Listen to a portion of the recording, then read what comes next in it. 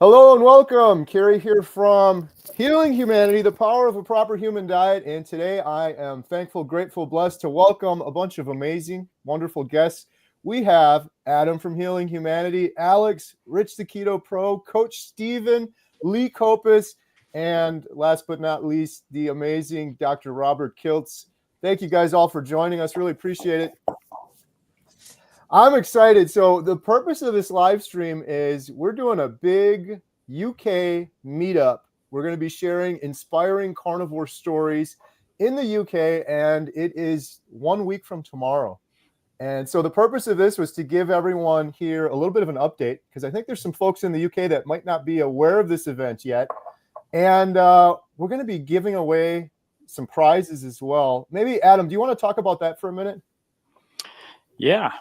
So the man in the upper left-hand corner of the screen here has generously donated 10 tickets to the UK Carnivore Meetup. And, we couldn't be more excited to give away these tickets. So if everybody can put hashtag UK in the chat, then we will select those winners at the end of the stream. So stick around for that.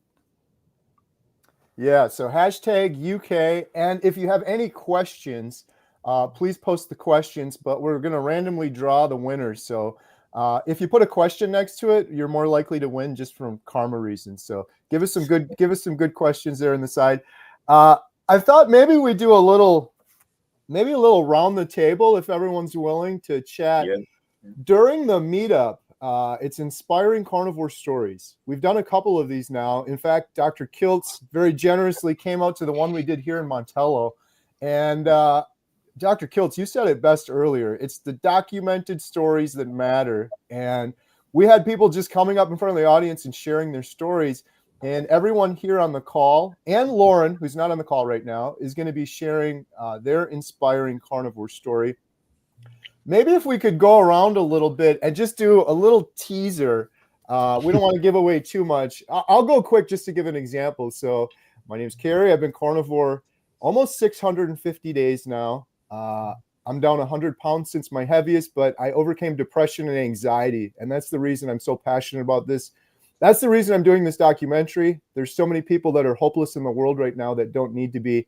But I also overcame snoring and sleep apnea and IBS and like a million other things. I feel like this has really saved my life. It's changed my life forever. I believe it's drastically going to extend my life. It's certainly improved my life. And I'm very passionate about getting the word out. So a week from tomorrow, I'm going to be sharing a little bit of a longer version of that story, hoping to inspire some people. So that's my little movie trailer for what's coming up next week. Maybe Adam, if you want to go next, we'll kind of go around. Yeah, absolutely. So I have been carnivore almost 2 years in February, and I started for an autoimmune condition, vitiligo, where your skin doesn't produce melanin in certain areas. Totally vain reason why I started. And within 5 months, a traumatic brain injury that I had for 6 years prior completely resolved itself and healed. And that's really the main reason why I am so incredibly passionate, because of that healing. And then a myriad of other health issues that I had was completely took me off guard. I never really figured that these things would heal themselves or resolve themselves. And the vitiligo has started to reverse a little bit, hasn't fully resolved itself yet. And I really don't care. I have my brain back and I have my balance back, no more vertigo. And life is great. So that's why I'm so passionate and decided to join in this project with Healing Humanity with Kerry. And I just love this community. And yeah, that's a little bit about me. Thanks, Adam. Alex. Hi. First of all, again, thanks, Kerry. I want to say a quick hello to Richard and to Stephen. Never got a chance. And hi, Lee. I'm Alex. I'm from Liverpool, obviously in the UK. I'm 66 years of age. I go on about this all the time because I'm looking at and trying to get impact for people who are older. It's never too late to change. And when I was 63, nearly 64, 2 years ago, I had to change, and got rid of all my weight issues, all my mental and physical issues, which I'll go through when we do the presentations. And today's 950 on my carnivore journey. Hoping to do 1,000 hopefully with you, Kerry, when we have a live stream next year. But my story is going to be, it's never too late to change. Thank you, Alex. Alex, man, Alex and I go way back. I think you were one of the first interviews I had, and now it's kind of creepy, but I have Alex's picture and I've been showing it to everyone. I'm like, look at this guy. It's crazy what's happened to Alex. I showed you to, I think, Dr. Kiltz, Dr. Hampton, Dr. Barry. I know, like, the visual, don't judge a book by its cover, but you can see your health before and after. It's not just the picture. So thank you so much, Alex. Rich, the Keto Pro. Hello, gentlemen. Great to see you all again. Thank you so much for the invitation to jump on the call today. Super excited for next week. It doesn't take much to get me on stage. For anyone who knows, I like to go on a bit. 10 minutes might be a bit tough, but we'll see what we can do. Yeah, really quickly. I was once heavily insulin resistant and in a diabetic state. I was type 2 diabetic, clinically obese. I suffered with chronic fatigue, depression, anxiety, arthritic pains, daily debilitating migraines that would make me blind. I won't go too much into my story now because I'll leave that for you guys when we all get together next week. But suffice to say that gravitating into what was originally a low-carb ketogenic lifestyle well over a decade ago has seen me gravitate deeper into becoming carnivore over the last 5 to 6 years. And it has massively changed my life. It's allowed me to reverse all of these illnesses and issues that I suffered with. I was unable to walk a flight of stairs without stopping and being severely out of breath. And now I'm able to compete in, I was once a pro athlete, which I've retired from bodybuilding. I went on to become British and European champion. And now I compete in endurance sports. So a complete 180 from what I was doing previously, but it's all thanks to eating meat, and I think if there's one thing that you can take away from health and well-being in general, it's the 3 words: just eat meat. Thank you, Rich. Awesome. Coach Stephen. Now, this reminds me of a Monty Python sketch called The Four Yorkshiremen, and they talk about their childhood, and one's really bad, and then the next guy has to speak, well, that's luxury, and it just gets worse and worse and worse. So by the time we get to Lee, he's going to be dead for 5 years before he started it. But anyway, I am 60, so Alex, I normally am the oldest person in the room, so from the UK, but that's great to see you, and you're looking great. My story, I should have been the poster boy for the food guidelines. I always say that. I didn't smoke, I didn't drink. And up until age 50, I was doing all the things that I'm supposed to do, like eat porridge or oatmeal, as they call it in America, and have lots of fruit and have skimmed milk and all that sort of stuff. And I'd avoided red meat and saturated fat. And then by the time I was 50, I was pre-diabetic, lower left quadrant pain. I thought I was going to die because my mother died of colon cancer. My dad died of cancer when I was young as well. So genetically, I thought that was my number. Like I say, pre-diabetic. 639 was my coronary artery calcium scan. Come on, Lee, you got to beat all this. And, I was going south with my health. I was an advanced personal trainer. I trained somebody to get to the Olympics. So I should have been, like I say, the poster boy. Then I realized when I got into obesity and diabetes as a specialist subject within my personal training that I got it all wrong. And for the last 10 years, I've been low carb, then keto, and now I'm 6 years carnivore. And I haven't looked back. One of the things I do talk about that really surprises people is I went deaf when I was in my 20s. I wear hearing aids, I lip read, and my hearing got worse and worse and worse and worse and worse and worse. And actually, my audiologist couldn't believe it because the last 3 or 4 times I've actually seen a slight uptick in hearing, which he's never seen or never heard of. Maybe that would be funnier to say, but the things it helps are big things like that. But also I was plagued with athlete's foot. Doesn't sound like much, but when you've had it 40 years, trying to get rid of it, and then suddenly just goes instantly without any effort, you think, wow, this is good. When I got stressed, I used to have a big spot here, like someone got a strawberry and went like that. Firstly, I don't get stressed. And secondly, if I get a little bit anxious, I don't get my big rash. So over to Lee. Thank you, Coach Stephen. I just want to shout out real quick, too, before we jump to Lee. I have a link in the description for each one of these individuals' YouTube channels, websites. So go follow, support them, doing some awesome stuff out there. Speaking of awesome, Lee Copus. Lee was on our membership site last night. Just incredibly inspiring story. Really looking forward to meeting Lee in person. Yeah, Lee, if you don't mind, please go ahead. Yeah. So my name's Lee. I'm from Kent, hence the name Kent Carnivore. A lot of people think I'm called Kent. That's okay. I started this whole journey with simply just a 30-day challenge. That was it. I never thought I was going to give up absolutely everything other than red meat and some other animal products.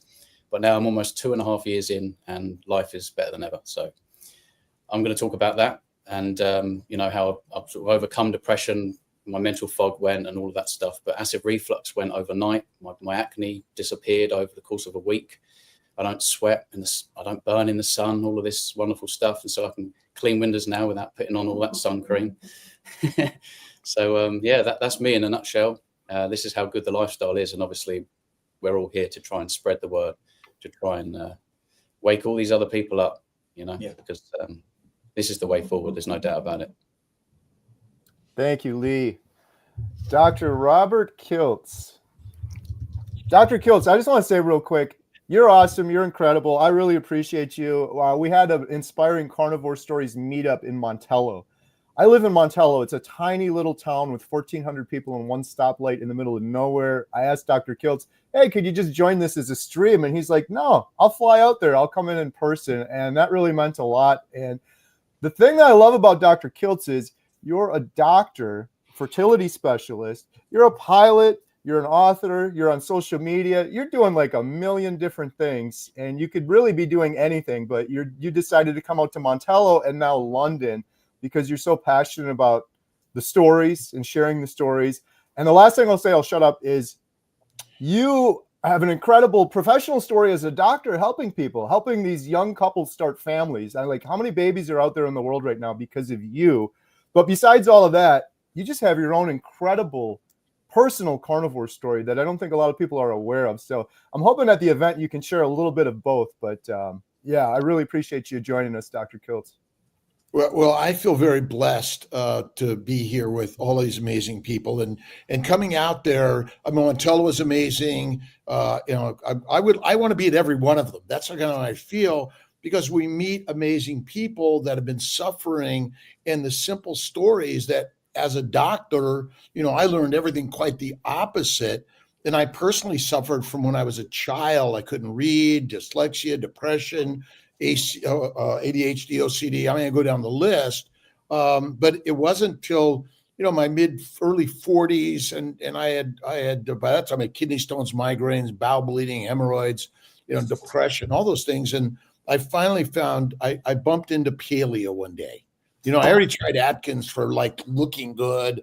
And I used to be a crazy exerciser, like Rich in some ways. And then finally I was hurting so bad, but someone was doing paleo, a patient. My patients taught me.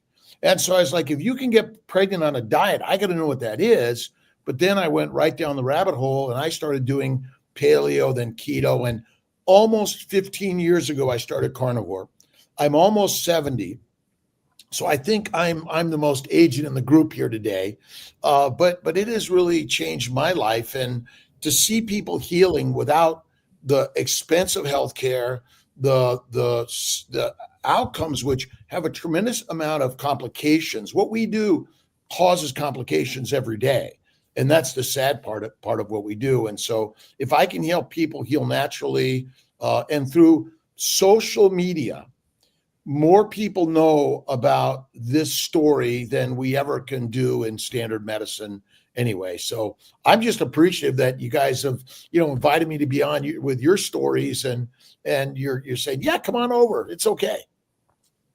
It's an honor. It's a privilege. And for those that don't know, Adam and I were filming this documentary, Healing Humanity. I think we just finished our 38th interview in Australia. We filmed 3 more individuals, and less than 2 weeks later, we're heading to the UK, which is a week from now, filming 3 more stories. But Dr. Kiltz, his story is a powerful, powerful story in the documentary. We knew it would be good, but I don't know, Dr. Kiltz, you were on the next level when we interviewed you that day. It's so powerful because you're practicing what you preach as a doctor, but you've also done this as an individual. And for a very long time, I don't know if you just said it, but how long have you been eating carnivore, Dr. Kiltz? Almost 15 years. 15 years. So at 55, and I'm 68 3/4, you know? So I think, you know, if I push it out almost 15 and I'm almost 70, you know, and that's, you know, I love aging. I love, you know, this idea. Like, I'm looking forward to 110. You know, we're all going to be doing this and sharing about it, because I have no idea how long I'm going to live. It doesn't matter to me. But the more we share and inspire people, because what we're doing is going to inspire people in 100, 500, or 1,000 years from now. They're going to be listening to all this stuff. Right. Everyone, when they meet Dr. Kiltz, you're like, this guy has incredible energy. I want more of that energy. But, you know, one thing I've noticed, Dr. Kiltz, is the few people I've met that have this energy, this notable energy, they've been doing carnivore for like 15 years. You, Dr. Lisa Wiedemann, Kelly Hogan's got incredible energy.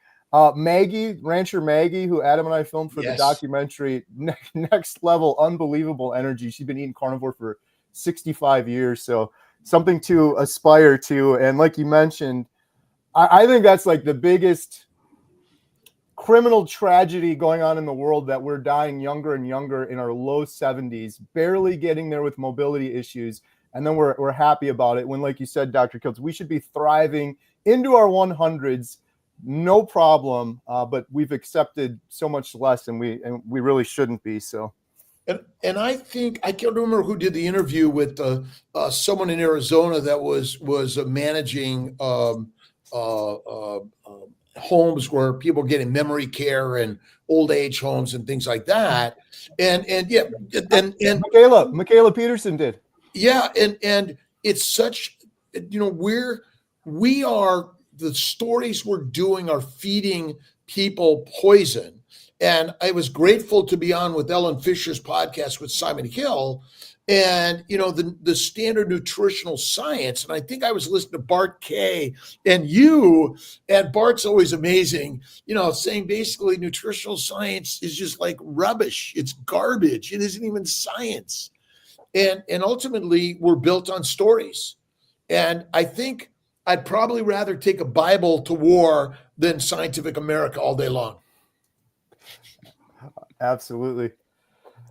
So, besides the inspiring carnivore stories we're going to be sharing, if anyone's interested, if you're in the UK and you want to attend our event, I have all of the details in the description. It's Saturday, December 14th, starting at 12:30 to 4.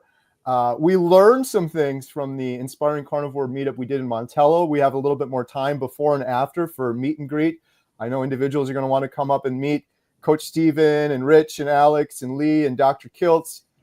So we're gonna have plenty of time for that before and after the event. And then if there's time, Adam and I are also going to share some behind the scenes, some never before seen footage from the documentary with the group there, which we're really excited to share. We're really proud of the documentary, and it's not that we're patting ourselves on the back. It's like Dr. Kiltz said earlier, it's these documented stories. Some of these individual stories, these individuals are just screaming, begging, like they have this need to get the story out there because they found this incredible healing, and they want that same healing for other people that are needlessly hopeless in the world. So we're really excited to share some of that. And the last thing I'll say, we have one of the clips we're going to be sharing is a clip of Dr. Robert Kiltz from when we filmed him. And it's one of my favorite clips. It's very inspiring. So we're going to be sharing some of that as well. If you can't make it to the event, we have decided that we're going to do a live stream. But man, if you're in the area and you can make it, you get to meet all these awesome individuals. I think you're going to enjoy it and have a much better experience in person. And we're charging for the event, but all of the proceeds for this are going towards the documentary. So the entire documentary, I'm really proud to say, is 100% crowdfunded. We're not biased. We're not sponsored by Beyond Meat or some pharmaceutical where we have to have some narrative. So we just have the truth in our documentary, and we've been able to crowdfund the funds by doing these meetups and doing live streams like this. So we really thank everyone out there for their support. Adam, is there anything else I missed before maybe we could jump into some questions? Or if anyone here on the panel has anything they want to shout out or mention, I know we've only got a limited time with some of you, so feel free, anyone, if you want to say anything. Yeah, I think, well, first, I think Coach Stephen has a super chat. So that may be something he needs to address first before he's got to run. And then any other questions that Coach Stephen might be able to answer before he goes, that'd be awesome. Yeah, let me see here, the super chat. Okay. Was that the Carnivore Hiker? Yep. Oh, okay, here we go. Carnivore Hiker, thank you so much for the super chat. Carnivore 9 months strict, doc concerned about cholesterol, TC 11.9, HDL 1.8, LDL 9.8, triglycerides 0.9, urea 14, ratios 0.5. Should I worry? Well, yeah, firstly, thank you for the super chat. If you want to take my email, there's just not enough information there to give you anything worthwhile, to be honest. And that's not a cop-out. If you email me those figures, but also include your height, your age, your sex, what the numbers were like before you had that test. I'm a big fan of things like waist measurement as well, blood pressure if you got it. If you want a broad answer, I'll give you a broad answer. Should you worry? Well, what's your symptoms? How are you feeling? Are you sleeping okay? What do you look like? What's your body composition? You see, there's more to it than a set of numbers. I mean, that's one of the things that I'm really big about. I do have a book, The Guide to Blood Tests here, which I'll have a few copies, I think, with me on Saturday next week. But if we just take a rudimentary look at the two metrics that jumped out, the HDL and triglyceride ratio, that's fantastic. That's a very good indicator of health. But I'm afraid if you just send me more details at Zero Carb Coach, all spelt out, they're all words, Zero Carb Coach at gmail.com with those numbers and a little bit more information I just asked for. And I'll definitely get back to you. I'll definitely reply. All right. Another question from Zinc316. Question, did anyone here deal with histamine issues? I think I have issues with it, which is affecting me. Well, I can jump in with that if you want. Sure. When I look at histamine, I also look at what is causing the problem. So sometimes it's environmental, sometimes it's food, sometimes it's a degradation of histamine afterwards. There's an enzyme called DAO, which the body can sometimes be a little bit down on. So what's happening is histamine is a perfectly physiological reaction, but sometimes it's a little bit elevated and inappropriate. And what happens once that histamine is in your system, you have the histamine reaction. And there's, like I say, an enzyme called DAO, clears it up. That's for most people who've got normal levels of DAO. So you can try a supplement or just include something like kidney in your diet, which is a really good source of DAO. And you might find that your histamine problems evaporate. I used to have terrible hay fever. I mean, really bad. It was debilitating, so bad that dogs used to bark in the distance every time I mentioned it. And it really was painful. Eyes streaming. I couldn't concentrate. My nose was completely bunged up. It was really, really bad. And once I started low carb, it got better. Once I went keto, it improved even more. 6 years into carnivore, I don't ever take an antihistamine. I haven't been to the doctors for 10 years. So you can reverse this naturally, but it does take time. But you do have to look at other things that aren't diet related as well. For instance, pollen, grass, those sort of things. Like they can still get to you if there's a lot of it, for instance. I mean, I actually feel a little bit bulletproof from the histamine reactions now, but I think that will only happen in time. So don't expect it in the first 3 weeks of being carnivore for it all to go. Yeah, fantastic. I'll just jump in quickly, guys, if you don't mind. I think Zinc316 is one of our members. Either on YouTube and school potentially. But I think we addressed this recently, didn't we? So I won't take up too much of the time because I'll let it open to some of the other experts here. But I agree with Steve. Diamine oxidase found predominantly in things like kidney. Things we want to avoid are aged meats and mature cheeses. These can be problematic. Sometimes minced beef or ground beef, as you guys would call it in the States, they can be problematic sometimes. But certainly aged meats. So we're told that aged meats are incredibly good, and they're far better than any plant compound. But aged meats can be problematic with some people for a number of reasons. So in my opinion, I think it's just a case of gravitating deeper down the lifestyle, remaining as strict as possible, as close to lion, grass-fed beef and lamb. My preference is for lamb, by the way. I know that goes against what many people say about beef, and I'm all for beef, but the omega-3 profile in lamb is around 10 times higher than that in beef. Incredible vitamin B profile, amino acid profile. And we're fortunate enough in the UK to have a vast supply of lamb, which is always grass-fed, by the way. But that doesn't mean I'm not a fan of beef. Just before coming on the call, I went for food with a friend of mine and I enjoyed a nice ribeye. So big fan of beef also. But aged meats and mature cheeses are one to be mindful of also. Good stuff. Can I just say a couple quick things? So preventive medicine has never been proven to help anyone. And it costs a lot of money. It usually adds another drug, another test, and more dissections. By the way, my CAC score was 700, and my CT angiogram was normal. And so there are a lot of diagnostic testing that's highly inaccurate. And that one of the problems with HDL, LDL, triglycerides, and all of them, I think they're just, I could never understand them because you could never look at one and say, aha, this is what's going to happen to you. And that's one of the problems. And we know the diagnostic testing world is a trillion dollar business. So this is the biggest problem. If you're not feeling well and you're going to the doctor and you're going to get something, but chicken soup really did help a lot of people, didn't it? It's just going back to what grandma said. That's real good. And one thing about histamine, what's the purpose of histamine? Histamines are released by mast cells in relation to a foreign antigen getting in your body. So likely you still have to look at what you're breathing, drinking, and eating, as that's our biggest problem. We're still ingesting a lot of foreign antigens, which cause the release in histamines. And I agree with you, Richard, that lamb is really awesome and amazing, but I still love beef better. And one of the quick thing, I don't know of any science in omega-3, omega-6 ratios in a disease. I've never seen like, oh my God, your omega-6-3 ratio is off and this is why you had your disease. It just doesn't make any sense to me. But this is just what we all talk about. And I think it's really good to kind of put it out there and talk about, what do we really know? Thank you, Dr. Kiltz. Before I move on to the next question, just want to do a quick reminder. A lot of people in the chat really appreciate it. We're giving away some really awesome prizes thanks to the generosity of Dr. Kiltz. We've got 10 of these tickets we're giving away.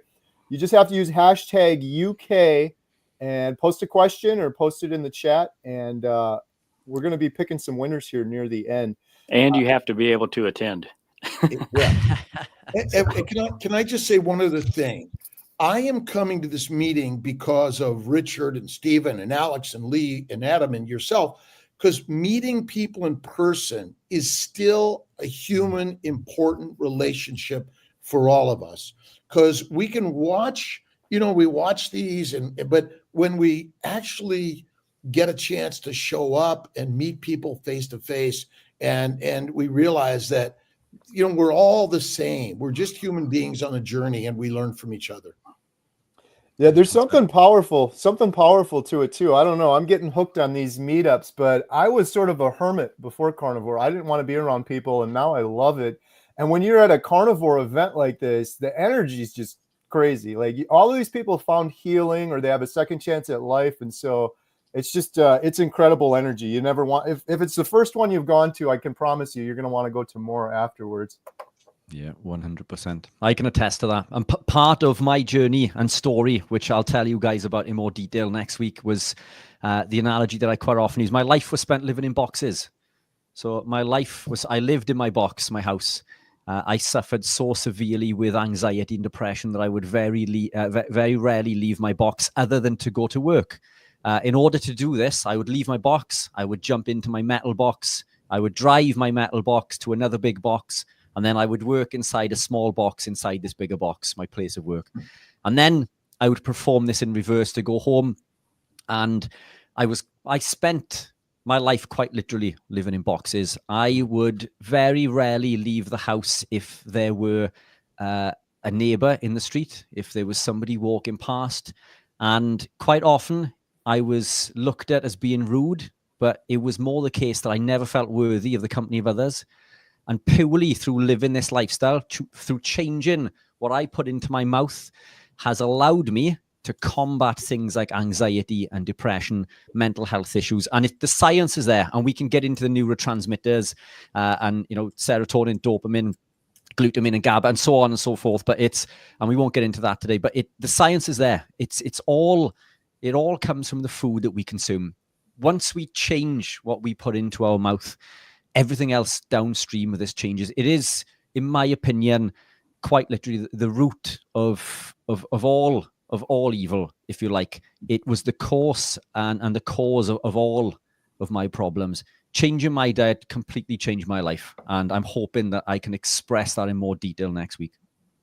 That's amazing, Rich. I share that sentiment, and it's a testament to it too, right, Rich? Because imagine when you were riddled with that anxiety, the proposition of going and speaking in front of a large group probably would have been the last thing on your mind, and now you're jumping for the opportunity to do it.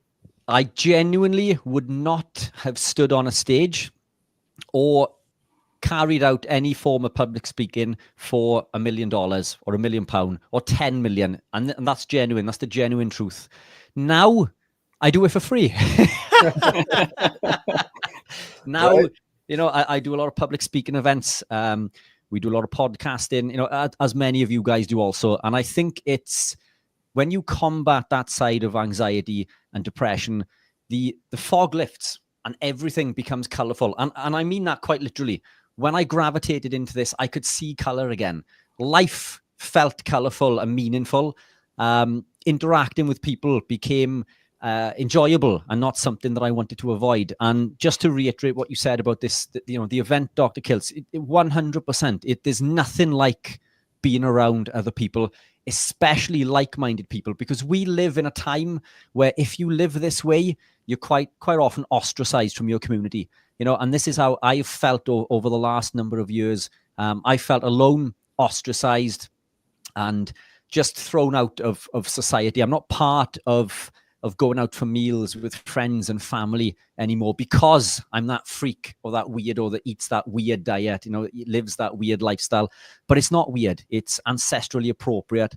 And what I find is when you go to these events, you meet these like-minded people and you make and build the strongest friendships that you've ever made in your life. Some of my best friends are people such as Lee and Stephen, Dr. Kiltz. We've spoken a number of times during the lives, and these are people I regard as friends.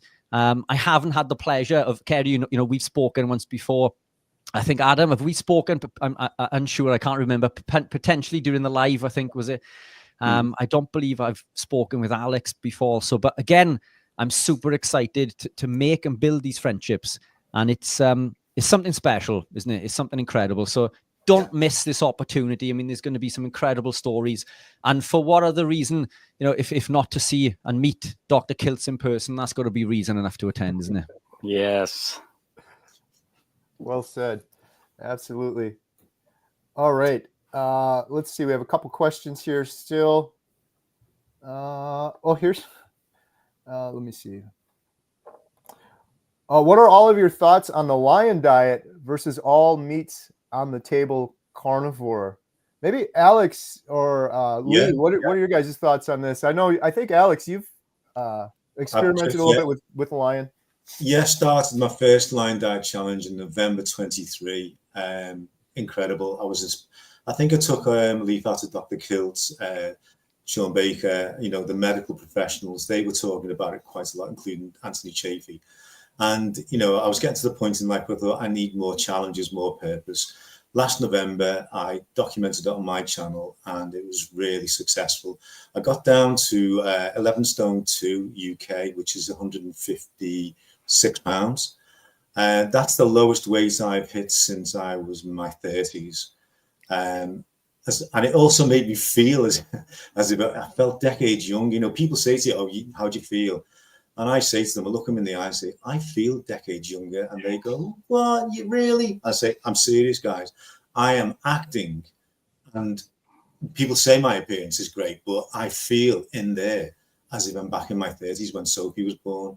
So last year I did it for a month, but I craved bacon, Dr. Kiltz's ice cream, because I do it all the time. You know, belly pork. I wanted variety because I think that's the way humans are these days. But I could have easily carried on right through to December and Christmas just down steaks. So this time in November, I did steak and eggs. I thought I'll just I'll do a little version of my own. I might even patent it, but it was just simply steak and eggs. And I had ribeyes, sirloins, about 6 eggs every day of the month. I've documented it. I'm going to put out the last week's diary. It's gone down quite well. People are interested. I'm trying to keep it real. I'm not very good at video editing, as you know, but it's all from the heart. And I hope people are out there going, there's a 66-year-old dude eating steak and eggs, and he looks fit, he's active, he's got the energy of a 30-year-old, he's a swim teacher. I've been retired 16 years, but I'm just going up that hill, as I've said before. When I was 60, I was getting lots of medical situations, I was down the slippery slope. And, you know, all I can say is carnivores, if they are looking for that maybe extra 10, 15, 20%, energy, you know, enthusiasm, sleep like a baby, try the Lion diet for 30 days. It might save you money because you're not going to be buying anything else. But I would fully endorse it. What does Lee think? Yeah, I mean, I've experimented with quite a few different styles of carnivore. I think, you know, we could say it's whatever you tolerate, but I think it's about what you thrive on. You don't want to just tolerate this stuff. You want to be thriving. And so for some of us, you could say it's unfortunate. It's however you look at it, but some of us do best to just stick to a Lion diet. And I think obviously it's the way Michaela Peterson puts it, you know, it doesn't feel, nothing feels as good as healthy feels, you know. You can crave all this stuff and you can sort of give in. You can eat some bacon. If you don't thrive on bacon and you come out with some autoimmune reaction, you know, you regret it instantly. And to perhaps have it as background, you know, I wouldn't mind some ice cream, I wouldn't mind some bacon or some chicken wings and butter, but if it doesn't serve you well, then, you know, you owe it to yourself just to stay on track. In my opinion, I think the Lion diet is probably the most nutrient dense and least inflammatory for all individuals. I do think that there are nuances, you know, we're all different. Some people can have a day where they have a load of fish. Some people can tolerate a load of wings and thighs and butter, but certain individuals, they can't, and they have to stick to perhaps non-aged beef and lamb. And that's great. What I would say that is very, very important on a Lion diet is that a lot of people will probably underdo the fat. You need to consume plenty of fat on a Lion diet. It's so important. Fat. And to not cook this stuff to death. That's something that I believe in. So I think, you know, PKD style Lion diet, you're looking at your plate, you're looking at sort of 1 part fat, 2 parts protein. Don't overcook this stuff. Salt to taste, water to thirst, and you will thrive.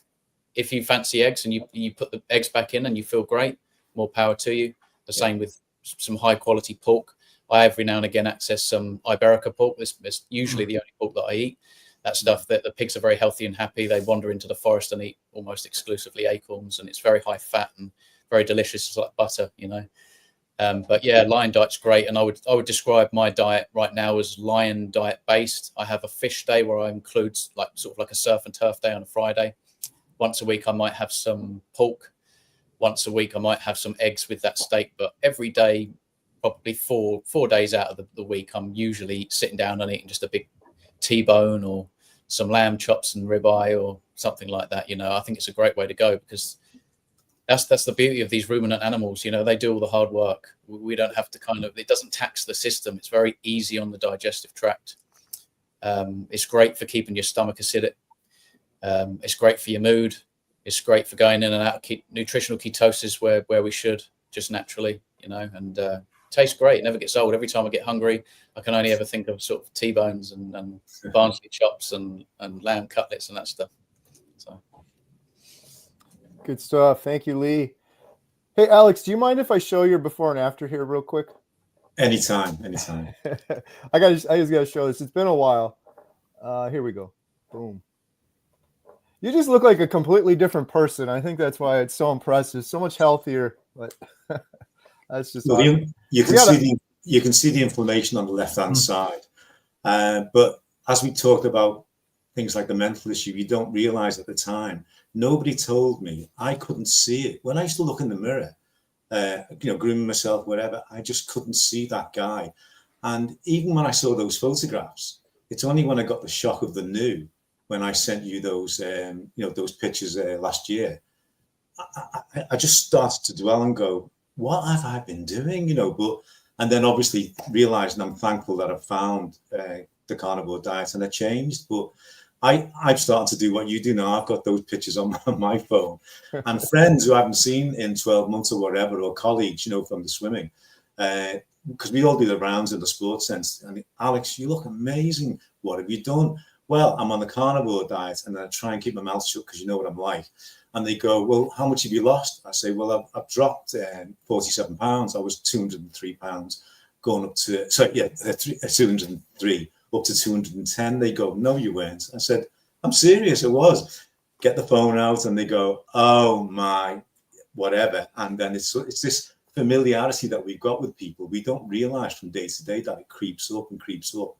And mine was over 10, 15, 20 years. So, yeah, as I say, I get a bit embarrassed when you do this, but it keeps me, in check as well, because I just realize how well I've done by making the right decisions. Right. Yeah, you've come a long way. It's amazing. Yeah. All right, here's a question. This might be a good one for Dr. Kiltz, I have a feeling. It's about fat. Does eating fat, particularly saturated fat from red meat, make you fat and make you unhealthy? Is fat unhealthy, Dr. Kiltz? That's what the medical community tells us. If you're fat and there's a famine, you're reproducing and skinny is dead. Obesity and fat on your body causes no disease. And it is the building block for your baby, by the way, and it's the energy for your body. We do not burn sugar ever. You must convert all sugars and proteins to fat in order to be alive. But ultimately, eating adipose tissue, and actually raw fat, is healthier than cooked fat or rendered fat, because you damage the cells of the tissue, and you likely damage the mineral vitamin content. You probably cause advanced glycation end products, and you damage the natural or normal molecular structure of the molecules that are critical for your health and wellness. And so ultimately, red fatty meat is the healthiest, because that's likely what we hunted more than anything. We didn't hunt chickens. Maybe we went after fish, but I think fishing was later in so many ways. But I think even being obese is not the cause of any disease. By simply going carnivore, Lion's diet, or even keto's okay, but carnivore's the best. In 2 weeks, you'll feel infinitely better than you've ever felt before. Now you'll have the energy to get moving. And if you want to be skinnier, leaner, but if you're getting ready for a massive migration, hibernation, or famine, fat is what you want to be. And we are likely cyclical eaters, depending on the environment and the year of the whether it's fall, winter, summer, whatever it is. But we are meant to get fat for the winter and skinny throughout it. And we are built to get fat fast and easily. So, I don't even use the word saturated fat. There's either animal fat or there's plant oils. Plant oils are never consumed naturally of any significance.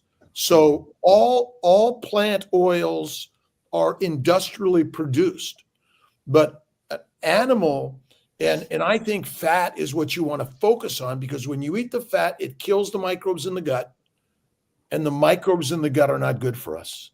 The microbiome is deadly for humans.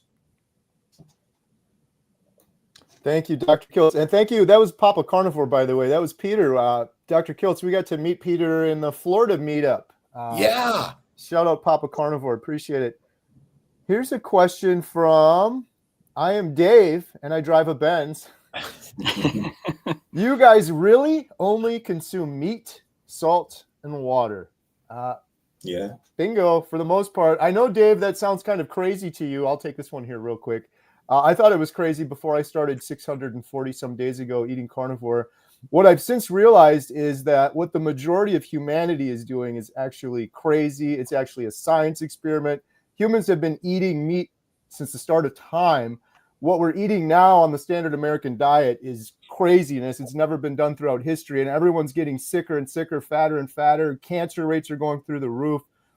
The way I simplify this too is all of this healing that you're hearing from Rich, Alex, Lee, Dr. Kiltz, it's not because this is some magic that we're eating meat. We're doing what humans are. We're doing the most natural thing humans can do given the 60,000 options in the grocery store. There's nothing less inflammatory, nothing cleaner you can eat in the entire world than a big, fatty, grass-fed, grass-finished ribeye or lamb. There's nothing cleaner than that given the option. So yeah, for 640 days, that's all I've eaten: beef, butter, bacon, eggs. I haven't had a single fruit, vegetable, grain, and I am by every measure 1,000,000 times healthier now than I've been my entire life. I have my medical records to prove all of that. So yeah, I know it sounds kind of crazy, Dave, but it's the truth. The alternative is worse, right? Right. There we go, Dr. Kiltz. So it's so simple because meat lasts, it dry ages, you don't have to do anything special to it. And making sure mine is as rare raw as possible, and I eat a lot of the fat and put salt on it. I think it's the best. Now, I don't eat only meat all the time. I occasionally have a few French fries, a bite of a cookie, cake, or ice cream in special occasions from time to time. And I'm off coffee, I'm off alcohol. I don't touch those things of any significance or frequency, because I don't think you might have eaten a berry or fruit out there in nature 50,000 years ago. This is not to say, boy, you shouldn't, but do you know of anyone that's ever had an anaphylactic reaction to beef or even lamb? Nobody. Yeah. Absolutely. Question from Torma: where's the meeting going to be in the UK? I have it's the CEME Business Campus in Rainham, London. But the exact, my geography of London is horrible. I have no idea, but the exact address and Google map is linked to in the description below. So you can click on that if you'd like to get more info. Here's a question for maybe for Rich or Alex or Lee. Do you think the UK's plans for everyone not eating beef and lamb by 2050 could happen, or is it nonsense? Yeah, great question. Matthew is another one of my fantastic subscribers in YouTube. He's gonna hear me rattle on about this for forever. So I'll leave you guys jump in, because we'll be live a couple of times a week where he can hear me go on about this. So I'll leave you guys crack on. Well, watching the latest YouTube alternative news, if you can call it alternatives, this Bover thing has come up recently about well, at my age, I think it's laughable about methane. It is hilarious, but a lot of it is politics, which I try and steer clear of. But some days I think we're in a war, a psychological war for the future of our health. And when I go into supermarkets to get my ground beef in England, I can see that it's us versus them. But I just think, as usual, if you pardon the pun, there are grassroots organisations all the time.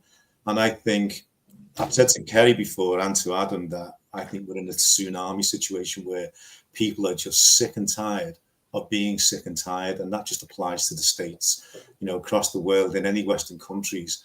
We know what's good for us. We do know, but we are all addicted to all the junk, the carbs. I'm not denigrating carbs as such, but we are in a psychological war. I don't know how Lee feels about that. I think let's face it, not all of us can afford to go and support our local butchers and pasture for life programs, especially these guys. They can charge sort of high end, and I go over to one in Matfield, sort of close to sort of Tunbridge Wells area in Kent, and they are a bit pricey. But I go there once a week, and I do my best. I get all my meat from farms and butchers, and I do everything that I get is organic in terms of being grass fed, grass finished. And I think if we can support the butchers, the local farms, rather than going to the supermarket, that's only going to be in our favour. Like you said, there's always going to be these kind of situations where you've got these farmers and butchers that there will be lambs grazing on pasture, cows grazing on pasture, and I think it's just about supporting those people that are selling these high quality products. It's one of my priorities. A lot of people look at my channel actually and assume that I make a load of money, and that's just, sorry, honestly, it's far from the truth. It's just my number one priority. I was depressed, hopeless before, and everything about my life was tainted and compromised, and it wasn't working. And yet I may have been able to save some pounds and getting all these cheap ready meals and carbohydrates, but it wasn't working for me. And now I can't go back. I'm very grateful to be in the position that I'm in. I feel like I've had a second chance at life, like I've been reborn.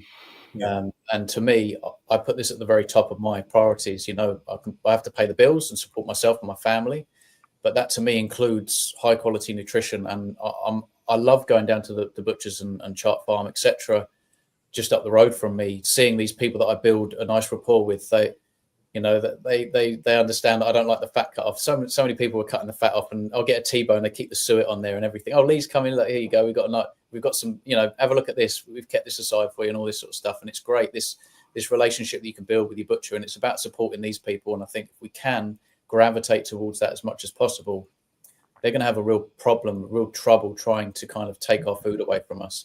It's all about supply and demand. It's as simple as that. If everybody was making money out of people eating high quality nutrition, then they wouldn't want to take that away. Unfortunately, there so many people right now, they're making money out of malnutrition. It seems like much of the world runs on malnutrition, and that's just, it's a tragedy. It's such a shame. I think they're going to have problems anyway. I think it's very unrealistic. We need ruminants. We need ruminants to graze pasture. That they restore sort of 2/3 of all agricultural land, and I'm sure that they know this. Let's face it as well. If we're gravitating towards plant diets as well, then we take away the cows, and now the humans are producing all the methane. I mean, you can't make it up. It doesn't make any sense whatsoever. And also, then you're taxing the healthcare system because everybody starts to get more sick with all this, insulin resistance, metabolic syndrome, non-alcoholic fatty liver. Children aren't eating carnivore diets and drinking alcohol, yet 1 in 5 in the West have fat on their liver. That says it all. So, a plant-based diet is a fermentable diet, and a lean meat diet is fermentable. And so our children may not be drinking alcohol, but they're making alcohol in their bellies. All of us are. Yeah. And I think that what you're doing here, all of you, is really powerful. And all the people that are here listening and learning and sharing and then spreading the word to heal humanity is the most important thing we can do, because the cost of healthcare is not going down, and medicine is just another money-making mission. Mm-hmm. Although I think when we go into medicine, we think what we're doing is going to help people, but we learn over time that the message is incorrect. And so it's really up to all of us together to keep on sharing the word, to heal humanity, brothers and sisters around the globe. And, plant eating is not going away. Meat eating is not going away. And last I looked, I think humans are probably the cause of all the problems, not the cows. And do we really want to eat fake meat? No, we need both, right? It's symbiotic. We need plants for animals, animals for plants, etc. And then the world runs. Every living organism thrives, unfortunately, on death, whether it be rotting corpses or rotting plants. I'm sorry to say, that's the way that the world works, and we're grateful for that. It's a natural cycle. It's the ecosystems, that surround us. This is how they all work and function, and that's sustainability. It's balanced. And we don't know if carnivores can help us live longer, but certainly I'm living better on it than ever before. And it is a cycle, as you said, and so that's what we're all sharing, and everyone's going to learn at their own time in their own way, no doubt about it. I mean, the supermarkets are not going away. And I'm not trying to take them away from anyone. You have the right to eat the cereal. I have the right to eat the meat. But we're giving the power to each individual to realize, well, God, those guys, those gals, those people that just eat meat, they seem to be the healthiest and leanest and strong.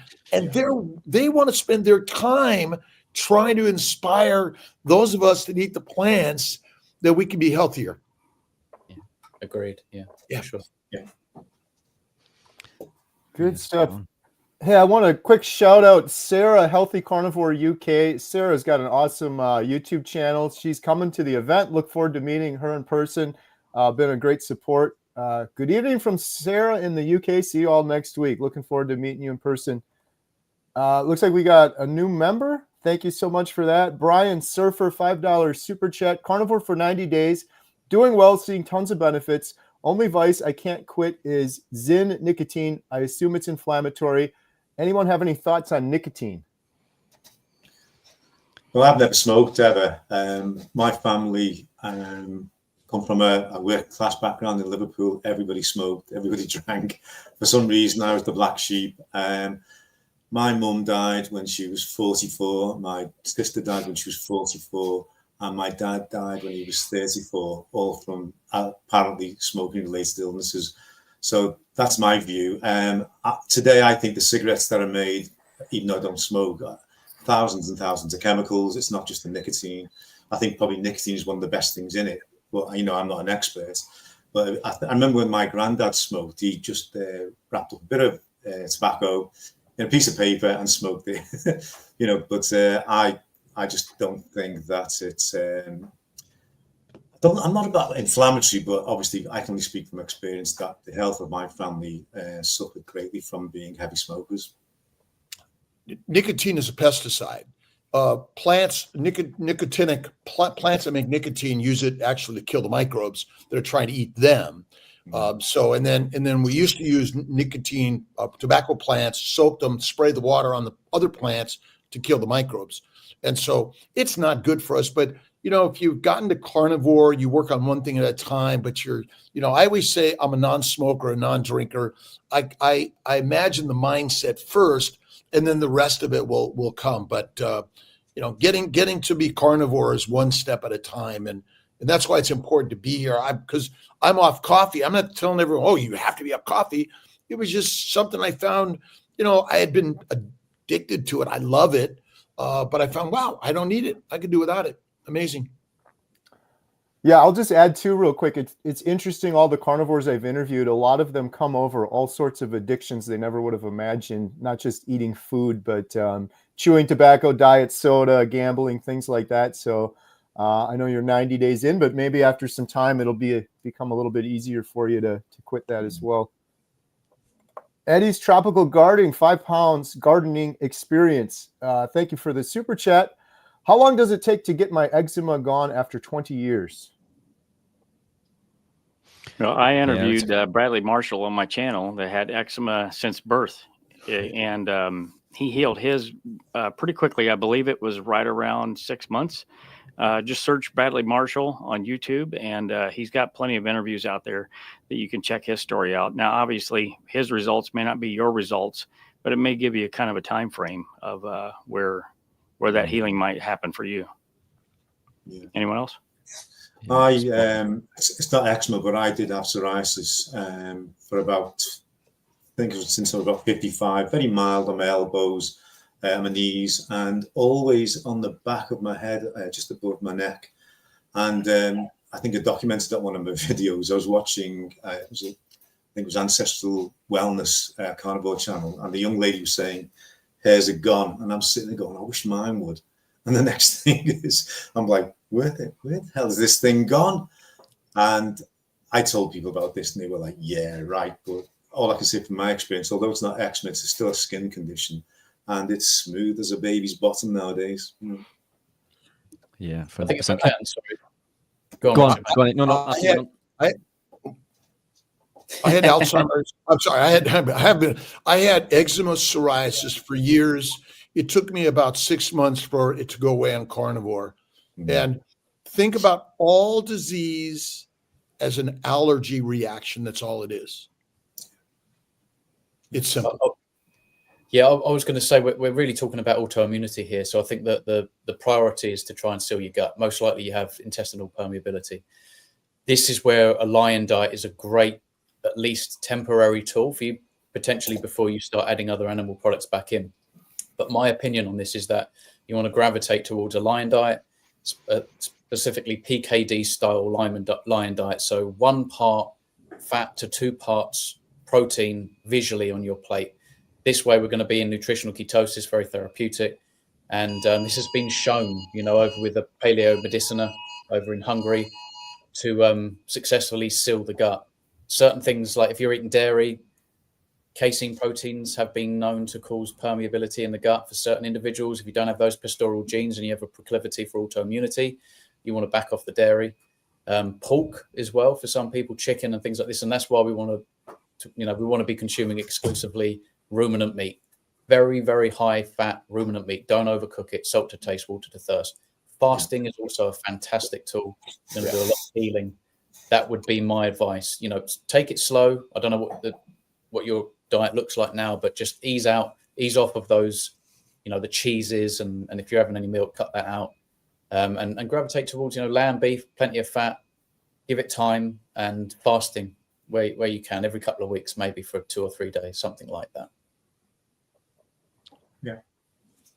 I've got to go. I'm really looking forward to seeing everyone next week and inviting everyone to be there, ask questions, take pictures and videos and whatever you need, because we need to share this. And I'm grateful. I love you, my brothers and sisters. Love you too, Dr. Thank Kiltz. you. Thank you so much. Look forward to seeing you. Michaela and her family our love. I will do that. God bless everyone. Bye-bye. Bye. Bye. All right. If anyone else has to jump off too, no worries. We understand this was the last minute, but I think Adam and I will stick around a little bit more, do a couple more questions.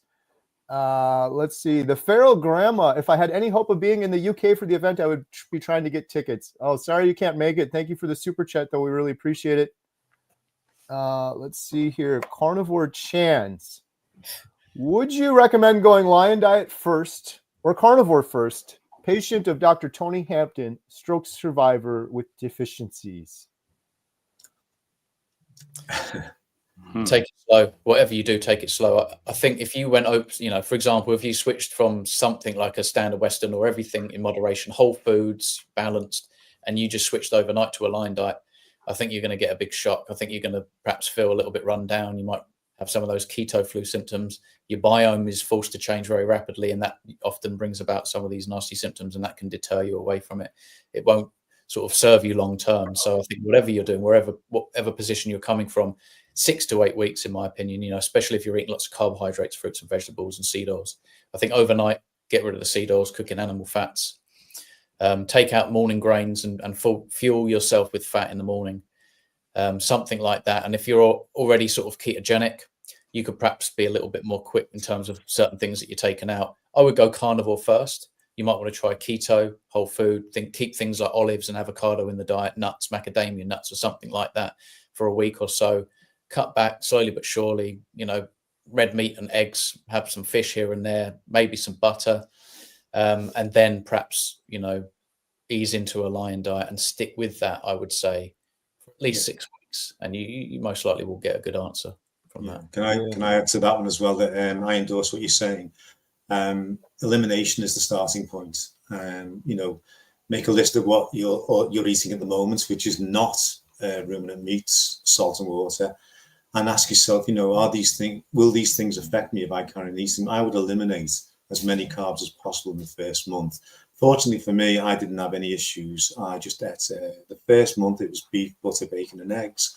But people I know start to get stomach cramps or diarrhea or whatever, and it was just their body is just getting used to this new way of eating. So I would say probably carnivore diet like you lead that, softly. Some of us are gung-ho. I know Kerry probably is, but I was fortunate. I didn't have any issues at all. But it's like anything, you do something for 4 weeks, you develop a new habit. So softly, that's my view. Yeah, I think I totally agree with both of you. It's great advice. You're like, you want to do lion because you're gonna get the most benefit, but if you jump right into it, your gut bacteria, gut biome. If you're eating a standard American diet, it's going to be a huge shock to your system, and you may be setting yourself up for failure trying to move too fast, too quick. So easing into it, I think, is really good advice. Hey, we got Coach Stephen back. Welcome back. Hi there. Oh, great. All right, let's see if I can find a good Coach Stephen question. Well, maybe this one. I don't know. Anyone know anything about near infrared light and or methylene blue? That isn't really my field, actually. Yeah, mine either. Yeah, it's I've recorded a number of podcasts with Dr. Abs and Sarah Pugh on infrared. So feel free to check that out. I believe that infrared can be beneficial, but it's all to do with times and circumstance, which is really important because some of the lights that we're told are detrimental are actually beneficial at certain times also, but source is really important. Methylene blue is something that I'll be discussing with Helen Taylor moving forward. I think Helen was on your podcast recently, Steve. Another fantastic person to follow on online. But again, I don't know this in depth enough to comment with any conviction. So I'll wait for that podcast for those experts to relay that information. Sounds good. And for those that are jumping on new, I mentioned earlier, I have links to Rich's YouTube channel, Coach Stephen, Alex, Lee, everyone that was on the call. So please follow, support, subscribe, stay tuned, all that good stuff. Let's see. Here's another question. And before I take this question, just a reminder, because there's quite a few people on here now. If you use hashtag UK in the chat, you have a chance to win a free ticket to the event, the UK Inspiring Carnivore Stories event, which is 1 week from Saturday, where all of these fine people are going to be joining us. We're going to be sharing some inspiring stories, so make sure to post that in the sidebar. Question from Constance. I hear all the good benefits and have had myself. I've been on carnivore 249 days today. Every couple of months, I feel like I have fog and depressed and hurting for a week or two. Is that normal? Are you adding anything in, outside the normal? Yeah, possibly. Yeah, look, I think it is incredibly common. Go on, guys. I agree. I was going to say the same thing. Every now and then I'll have it, but I'm usually trying to be very mindful. I'm like, did I do something a little different? So it's happened for me before when I've had like chicken, or if I've gone out to eat, and even though I'm like no seed oils, no seasonings, I got something kind of weird going out to eat sort of thing. I've also heard, and this is an area that I think we know very little about, the gut bacteria, gut biome, but there's different stages when you're doing carnivore, apparently, where you're killing off certain types of gut bacteria, and you can have certain reactions, like suddenly feeling depressed, or there's like a die-off of gut bacteria at different periods. I'm hoping to learn more about this. Like I said, I talked to Professor Bart Kay about this too, and he said we know very, very, very little about this. So that may be something too playing into it. Yeah, 100%. There's lots going on. Exactly what you say there, Kerry. The neurotransmitters, things like dopamine and serotonin, are created from our aromatic amino acids, things like tryptophan, tyrosine, and phenylalanine. As we go through this process of die-off, it can affect our body's ability to create these neurotransmitters, and these govern how we feel, whether we're happy or sad, and also, that's not to mention glutamate and GABA, which work against each other. Glutamate is excitatory to the brain, and GABA calms the brain. So there are certain instances in regards to the die-off that can cause issues in regards to how we produce neurotransmitters. What we consume will have a massive impact also. So if you've been carnivore for a prolonged period of time and you consume something that is out of the ordinary, i.e. you've eaten out in a restaurant that has used seed oils or cross-contaminated something, or you've eaten things like black pepper, which can be highly problematic, by the way. Black pepper blocks phase 2 detoxification in the liver by blocking an enzyme called UDP, glucuronosyl transferase, which is an integral part of phase 2 detoxification. So this is why, coming back to all of these stories about how we gravitate into carnivore, I believe incremental changes are going to be more beneficial. If we step in too big of a step, we cause massive impacts to the gut microbiome. The body needs time to adjust. We go through this process of die-off, lots of gastro distress. But it can cause lots of problems. So as we gravitate slowly, it gives our bodies time to adapt and adjust incrementally. But what we tend to find is once we've been strict for a prolonged period of time, if we consume something that we once consumed and didn't have a negative impact, what people quite often say to me is that living keto or carnivore has made me gluten intolerant. You've always been gluten intolerant. You've always been intolerant to plants. All plants are toxic. They contain phytoalexins, plant toxins, defense chemicals, which are designed to cause harm and death. We've always been intolerant to them. It's just we have lost our body's ability to recognize this intolerance.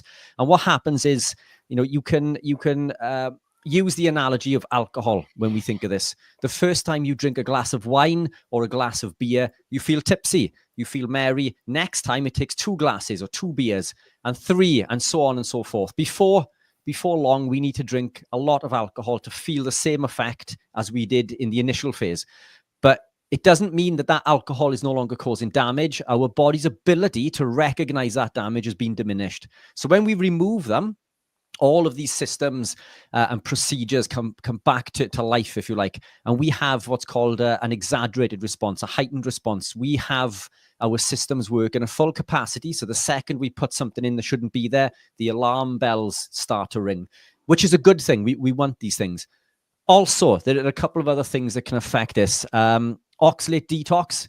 So we've stored oxalates over many, many years of consuming high oxalate plants such as spinach, which can kill you, by the way. 15,000 milligrams of oxalate can kill you dead. A standard pack of spinach in the UK contains 2,000 milligrams. So that's quite scary. So that's food for thought for these people who make these spinach and kale and spinach smoothies, who add black pepper to increase the absorption, which it doesn't do, by the way. It just blocks your body's ability of excreting it.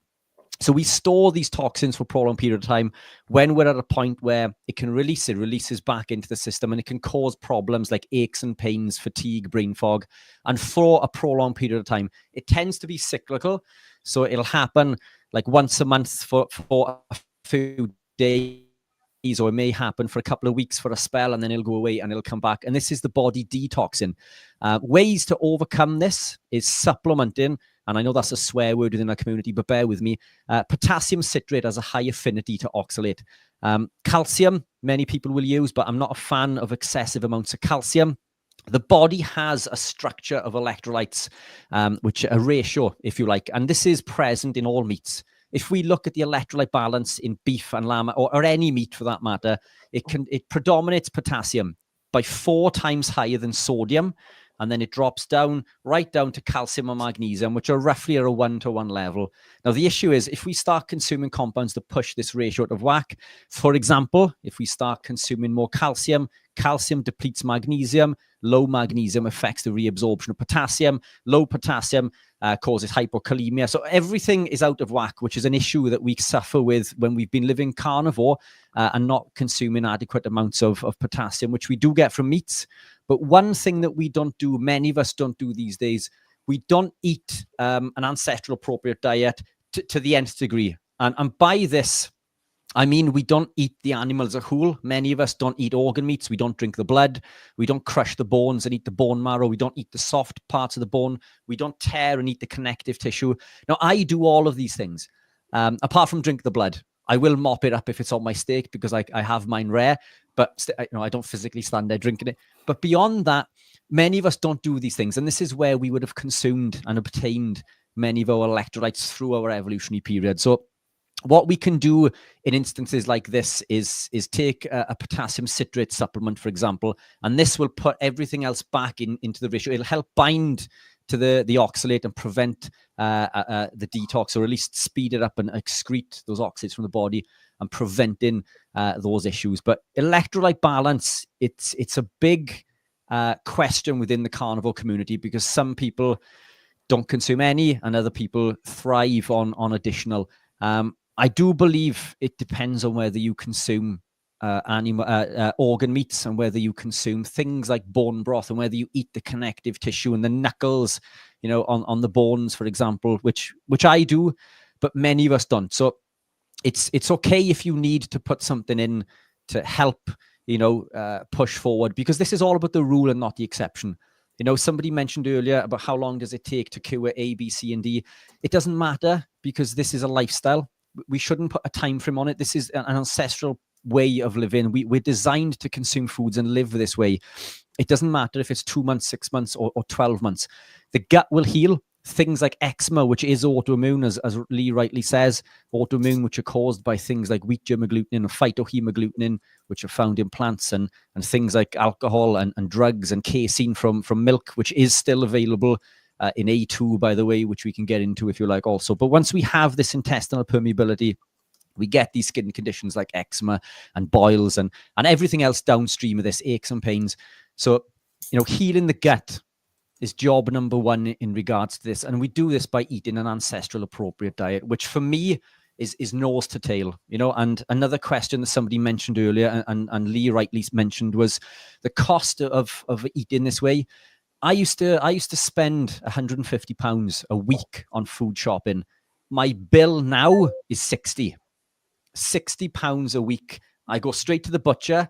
And yes, the price for the meat in the butcher is a lot higher than that you see in the supermarket. But if you build a relationship with your butcher and you're willing to spend 40, 50, 60 pounds a time, they'll quite often give you heavily reduced prices because you're buying in volume. So economies of scale. Also, Lee made an important point. Most people cut the fat off. They go up and they have the fat cut off the lamb, for example, which is incredibly nutrient dense.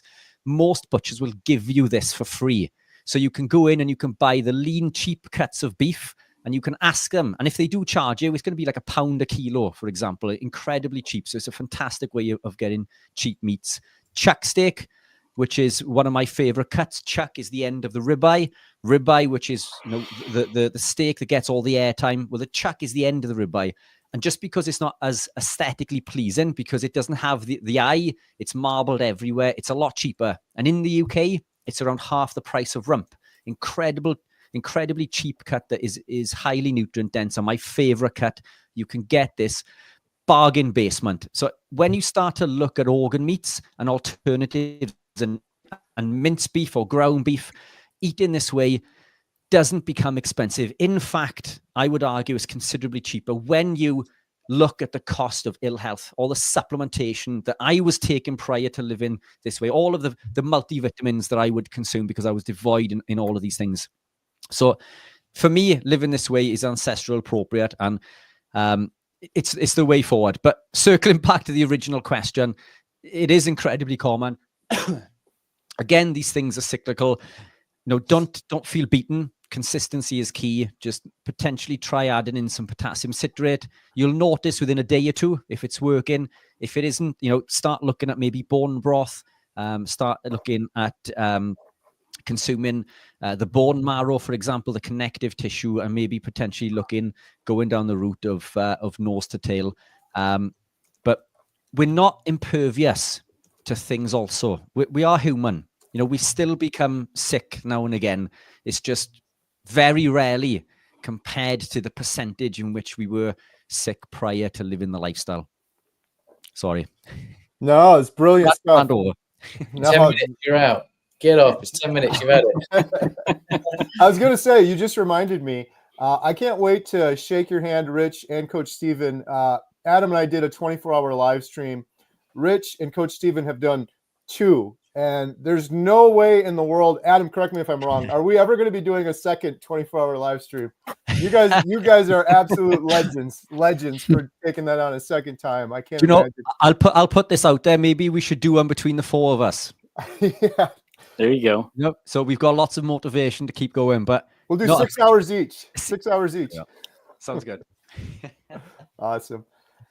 Okay, here's another question, and I appreciate all the questions. Again, if you're just jumping on, #UK. If anyone here on the panel has to jump off, no worries. We'll just kind of keep going here. Question about sleep. Sincere question: why so many people sleep bad on carnivore? I read so many negative comments, and no matter what they try, and as soon as they introduce rice and fruit, things improve immediately. Can I jump in quickly? Please. I just put my 2 pence in. Look, it's an adaptation process. When we gravitate into this, it can be a stress to the body, and it affects cortisol. Cortisol, which is controlled by the HPA axis, the hypothalamus pituitary and then the adrenals in order to produce cortisol. We need cortisol for gluconeogenesis. So you and I and everyone on the call, we do need glucose. And make no mistake of this, glucose is essential. There are at least 2 cells in the body that we know need glucose, and that's the erythrocyte, or the red blood cell, and the glutaminergic neurotransmitters in the brain. We do need glucose, but we make glucose, and we make it at an incredible rate also. So we don't need any exogenous. The problem is when we gravitate into the lifestyle, if the HPA axis is damaged, if we are not producing cortisol efficiently, or we're overproducing cortisol, we have issues making glucose. Because what happens when the HPA axis is working correctly, we produce glucose, and this sends a negative feedback loop to the hypothalamus and the pituitary to stop production, and then it falls back to baseline and we're good to go. Now, this is a natural physiological process. Cortisol is essential. It's really important. It's essential for almost every process in the body. It's not the demon that it's made out to be. In a similar way, the insulin isn't the demon. You know, it's us that puts something in that affects the insulin and the cortisol, and that's where we get the problem. Cortisol and insulin are just doing their job, but cortisol is essential. So if we are coming into this and we're stressed, or we've pushed in too fast and we've tried doing prolonged fasts, or we haven't created and implemented these incremental changes that we mentioned, it can damage the HPA axis. If this is damaged, we can't produce glucose at a rate that is required. So then this affects sleep and mood and all sorts of things. So this is why when we put rice back in, we have the glucose that we were unable to produce via living a ketogenic or carnivore lifestyle. There are things and means around it. Meal timings are very important. Things we want to avoid if we are suffering with this are things like prolonged fasting. So when we come into this, we think fasting is incredible, and it is, but it's not something that we need to force. All of the benefits of fasting, such as autophagy, mitophagy, brown fat activation, BDNF activation, insulin sensitivity, lipolysis, all of these things are achieved and activated when we live a ketogenic or carnivore lifestyle. And we mustn't forget the carnivore is a subsection of a ketogenic lifestyle. So when we're in this ketogenic state, we're experiencing all of these benefits, whether we're fasting or not. So we don't need to fast, but many of us, especially time, and this can cause stress within the body. And we tend to do a lot of other things as we come into this also. If you are a coffee drinker, for example, you start adding MCT to your coffee, fat coffees, bulletproof coffees, whatever you want to call them, which in the initial phases are fantastic, but caffeine can be problematic. Caffeine can be highly problematic to cortisol. All of these things we tend to consume more of, and we tend to fast for prolonged periods of time. And this further exacerbates all of these negative things, all of these downstream deleterious effects that can be negated through incremental changes and changing your meal times. So it's important for, I believe, men to consume maybe 1 to 2 meals a day. I think men thrive on 1 to 2. Sometimes for me it's 1, sometimes it's 2. Women tend to do better on 2 to 3. So 2 to 3 for women. And this will allow the diurnal rhythm, which is how cortisol is produced from the HPA axis, to follow the trend that it's meant to, through elevating in the morning and following this throughout the evening. We need to consume, especially for women, 2 to 3 meals a day. And this is usually the cause of many issues. One other final thing, and I'll shut up then, I promise. Don't be scared to eat a little bit later in the day. Think of the lion and the cheetah in the wild. What do they do when they've caught and eaten their prey? They have a nap, you know, but we're told that we shouldn't be consuming late. And I know there's lots of other research which is contrary to this, but Stephen and I, we work with lots of clients who can attest to this during the group. When they suffer with these issues, and we were speaking to a client recently, Stephen, we didn't change what they were eating. We didn't change how much or the macronutrients, nothing. Everything changed the same. All we did was move the meal times out by 4 hours.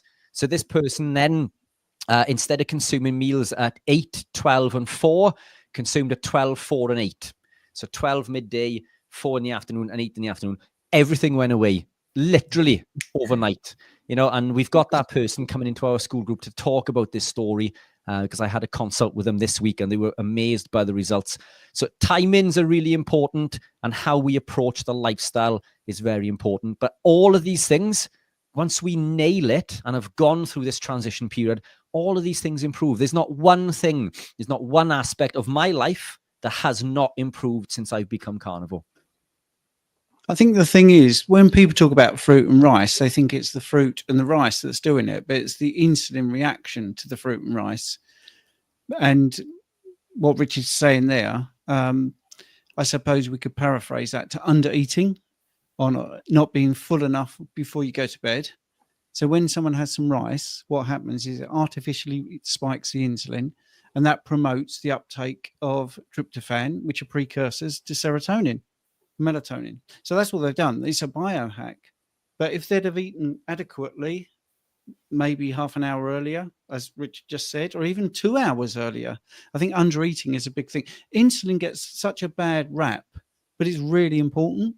It's what we need to worry about is inappropriate, elevated, spiked insulin, not insulin. Insulin is incredibly crucial. I mean, as Richard said there, another thing that happens with that insulin is it pushes down cortisol production. So we've got to stop thinking that insulin is bad. It's elevated, inappropriate, extended periods of insulin that are causing problems.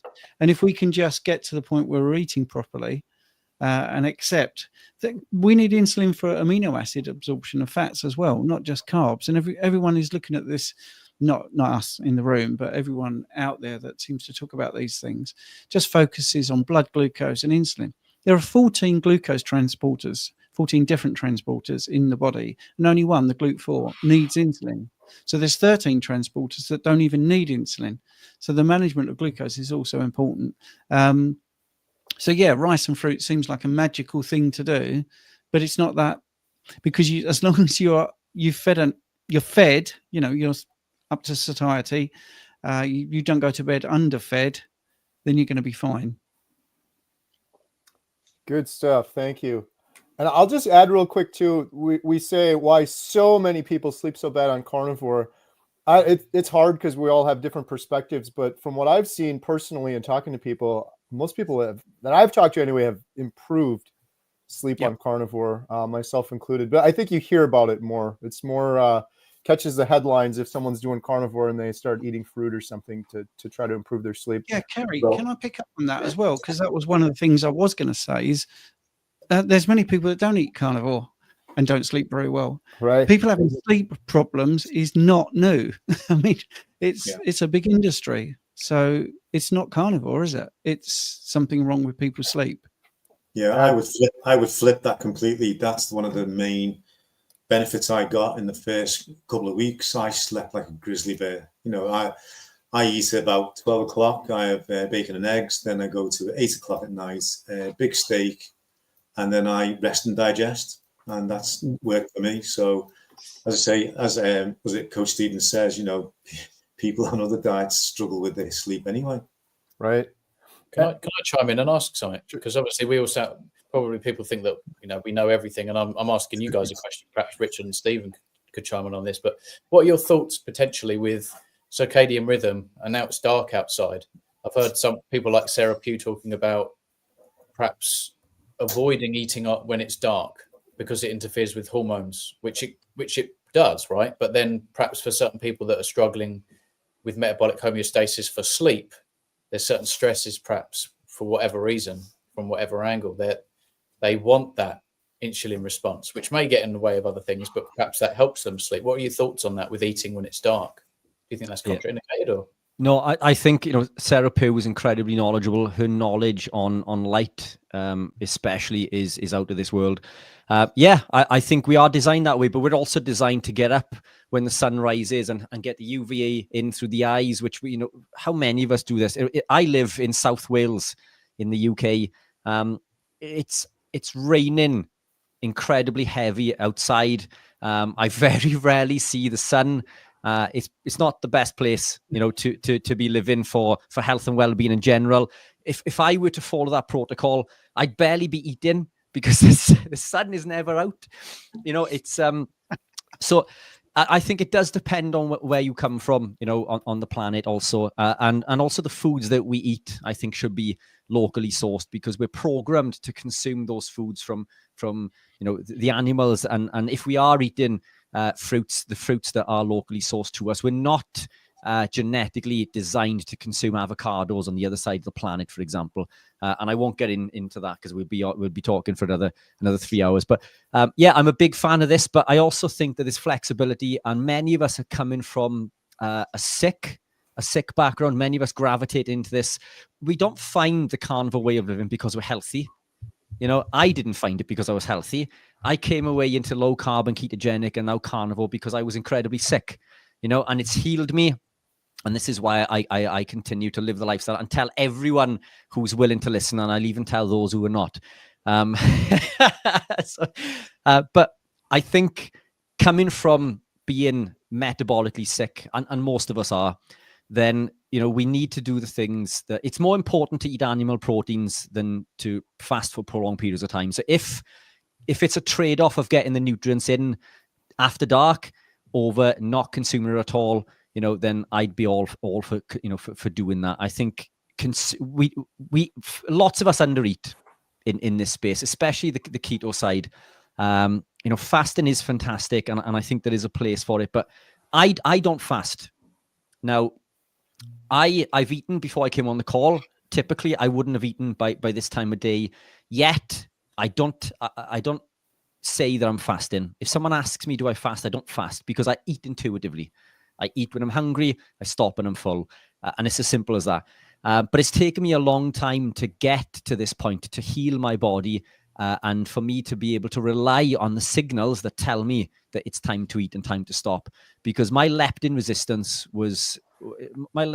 receptors were shot until probably 12 months of gravitating into the lifestyle. Many people will suffer with hair loss and stomach conditions, and think because they're not consuming enough. They're fasting for prolonged periods of time. They're preferencing either proteins or fats.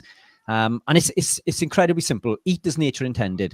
Nature provides us with a perfectly packaged present. Everything in nature that comes with protein comes with fat, and at roughly equal ratios. An egg, for example, almost equal ratios of protein to fat. Piece of steak, close to equal ratios. Chicken with the skin on, you know, take your pick. Everything in nature with protein comes with fat.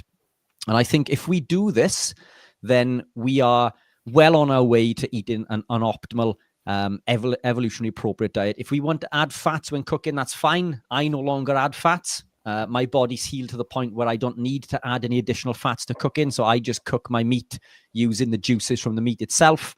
It's been a long time since I've added fats to cooking. But I eat when I'm hungry.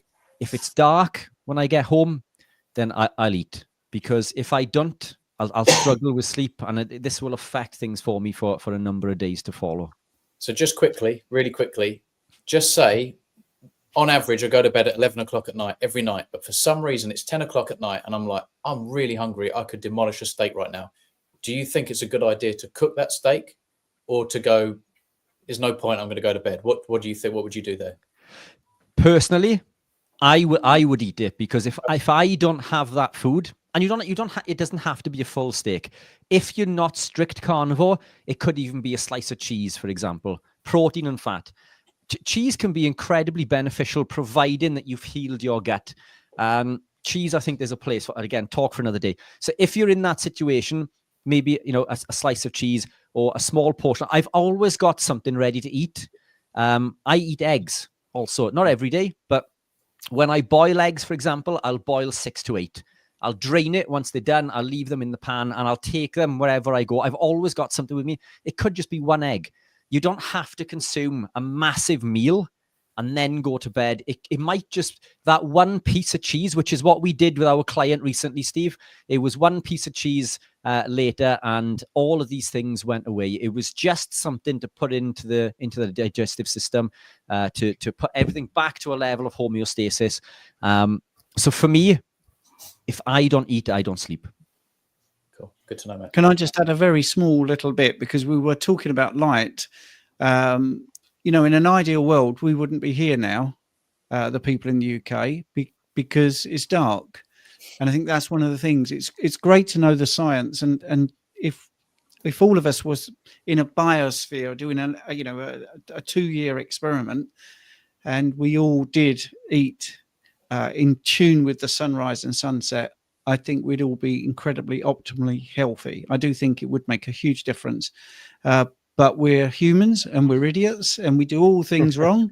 And, but we know that we're doing them wrong. So we do the best we can. And I think that's the thing, Lee. You're absolutely right. I think circadian rhythms and eating in the light hours, the sunlit hours, would be beneficial. But to be honest, it's not got a practical utility for most people in the modern world. So we do the best we can, really. Right. Annie R., great topic. I got to add one more thing too, just real quick. I was just thinking this. So I almost wonder too, I just caution people, are you really sleeping bad on carnivore too? That's something to think about. Or are you sleeping less? Because there's a difference. I think of it like the constipation argument. A lot of people that start carnivore, oh, I'm constipated. Are you really constipated? Or are you just going less because you have less waste that's going in your body? That's the case for most people. And I wonder if that's the case for some people with the sleep. I sleep way less on carnivore, but I sleep way better and I don't need as much sleep. And it makes sense because prior to doing carnivore, my body was trying to process all this roughage and seed oils and garbage throughout the whole. It takes an incredible amount of energy. I'd hit the bed and want to pass out and fall asleep, sort of thing. So I guess that would be one other thing to consider. Are you sleeping bad or are you just sleeping less? Because there's kind of a big difference there. Great question, Annie R. We could spend the whole next hour on that one. Here we go.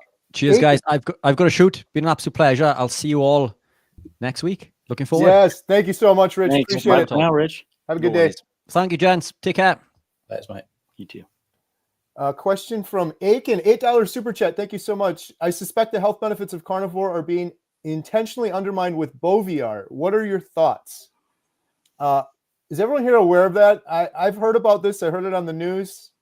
I guess for those in the chat here, I pulled up a quick definition. Boviar is a cattle feed additive that suppresses the enzyme that triggers the production of methane, a gas that contributes to the climate change in cows. So we should start feeding the vegans it then. Why aren't vegans consuming this stuff then? Right. Herbivores, aren't they? To address the angle there, it's multi-layered this, because firstly, if we get into this discussion, are we agreeing that methane is a problem? Because it isn't. Because within a 12-year cycle, it is completely recycled. There's no excess methane being produced.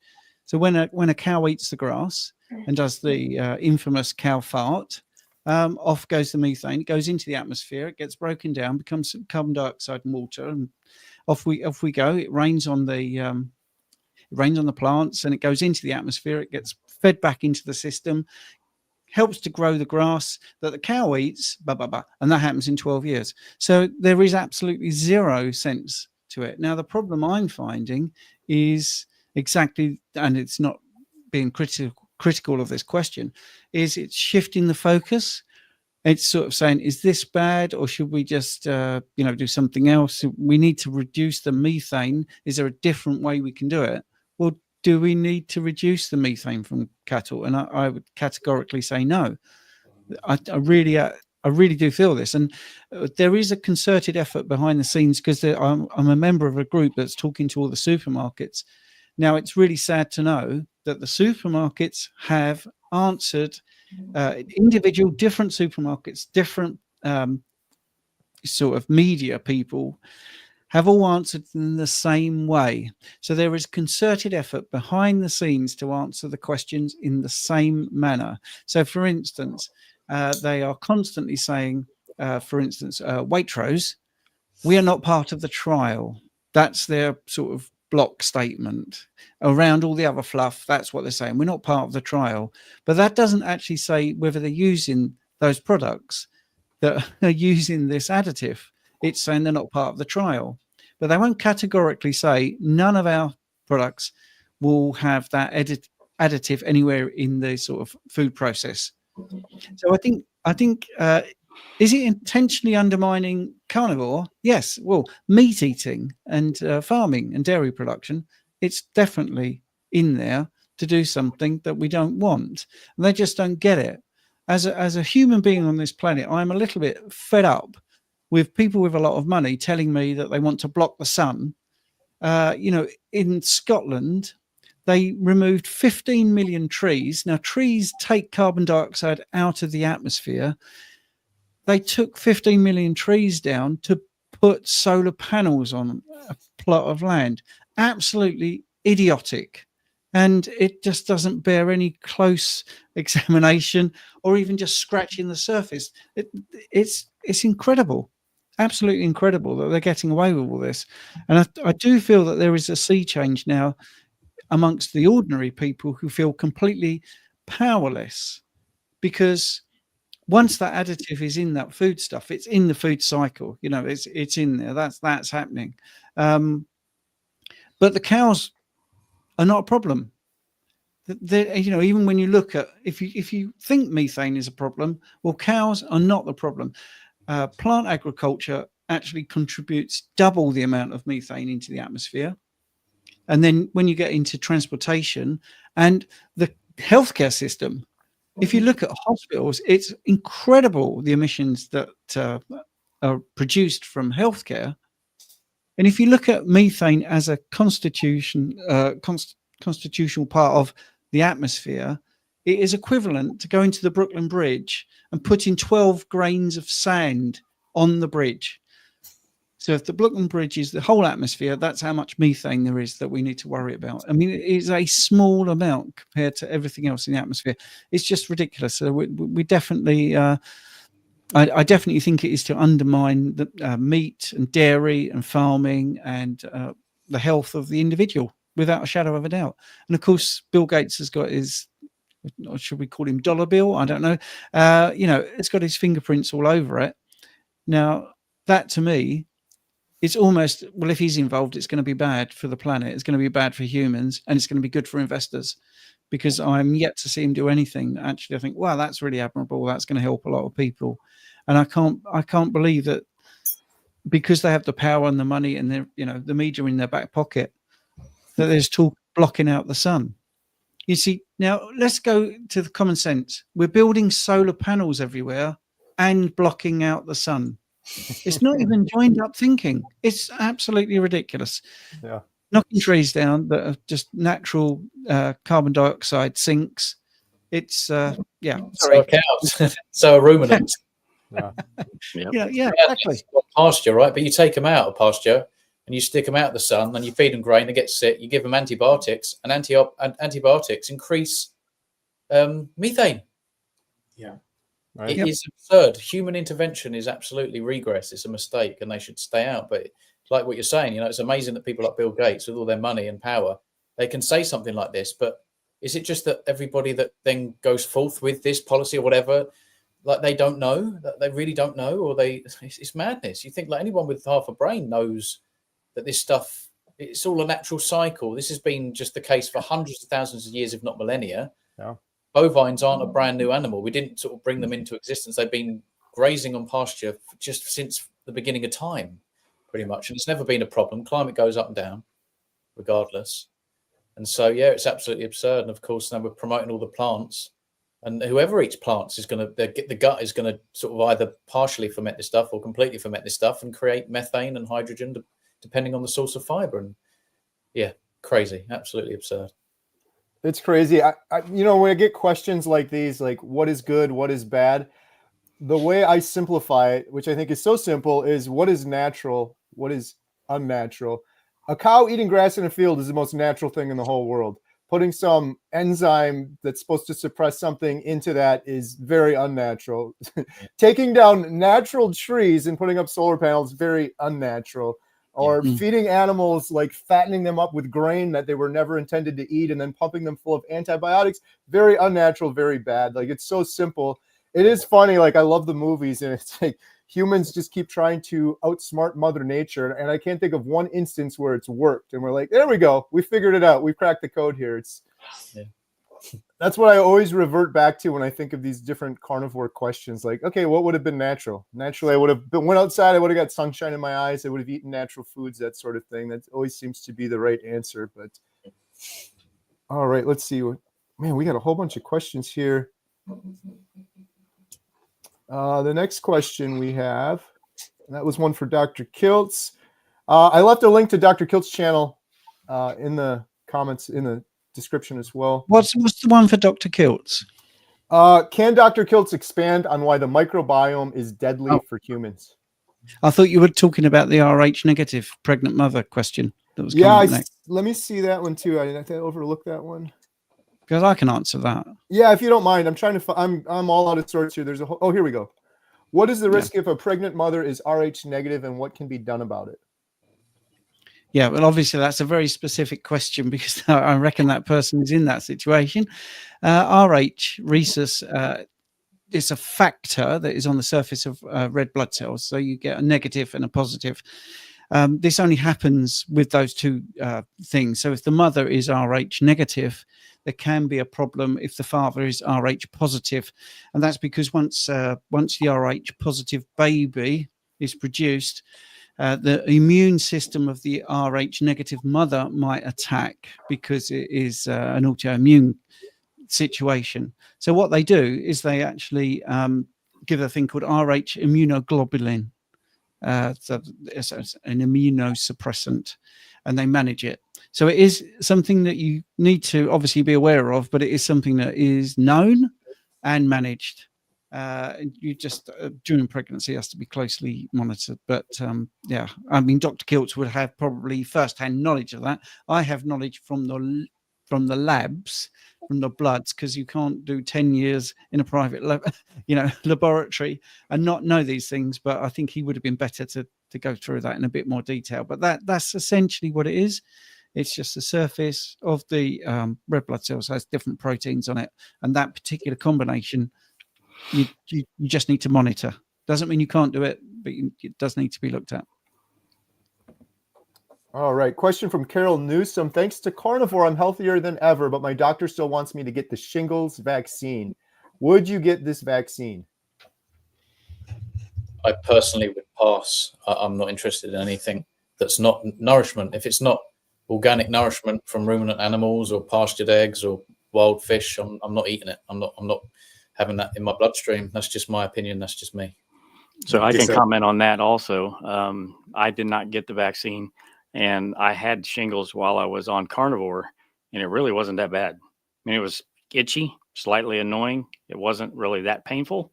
So at least for me. So, don't let that determine your decision. But for me, I wouldn't do it.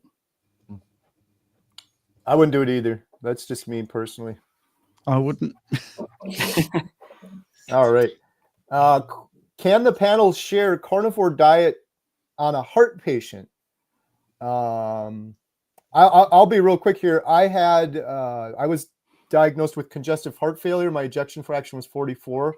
After 1 year on Carnivore, I went to the cardiologist to get it tested. Nothing wrong with me. I just felt incredible, and I felt like it improved, even though they told me congestive heart failure would not improve. It may stay the best, but it did improve. My congestive heart failure is completely normal after 1 year on Carnivore. And I've had a lifelong, since birth, irregular heartbeat that reversed after 1 year on Carnivore. I've had it tested 3 times now. It's perfectly normal for the first time in 43 years after dozens of heart tests. Of course, everybody's different. We have Dr. Philip Ovadia, heart surgeons, performed thousands of heart surgeries. He's in our documentary. And one of the things he told me is the heart performs much more efficiently while in ketosis. You're also reducing inflammation, which could have an impact. I also lost weight, which of course is putting less stress on the heart. Overall, I feel like carnivore diet is the most natural thing we can do. It's the most natural thing we can eat. So if I was a heart patient or had heart issues, it would be my first thing I would do or recommend for my loved ones if they were going through some sort of heart procedure. I don't know if anyone else has anything on that one. Yeah, on my health conditions, I mean, being the oldest one in the room, I'm off 3 BP medications. Last 18 months, I'm meds free. And I think obviously the weight loss and the elimination of everything has really helped. My resting BPM is 60, which I think is quite good for 66. I think it was always 70, 75, even higher before Carnivore. And I know it's not directly heart related, but obviously, no more BP medications, no medications at all. And that's my anecdotal, 2 penneth worth. The only thing go on, Stephen, mate. You go. Oh, sorry. Yeah. My coronary artery calcium scan in my late 40s was 639. And the way I want to fix it is carnivore. When I went low carb, keto, and carnivore. So personally, I 100% believe in it. I put my own heart into this. And yeah, I get at least one client a month that's had some sort of heart issues, AFib or arrhythmias or whatever.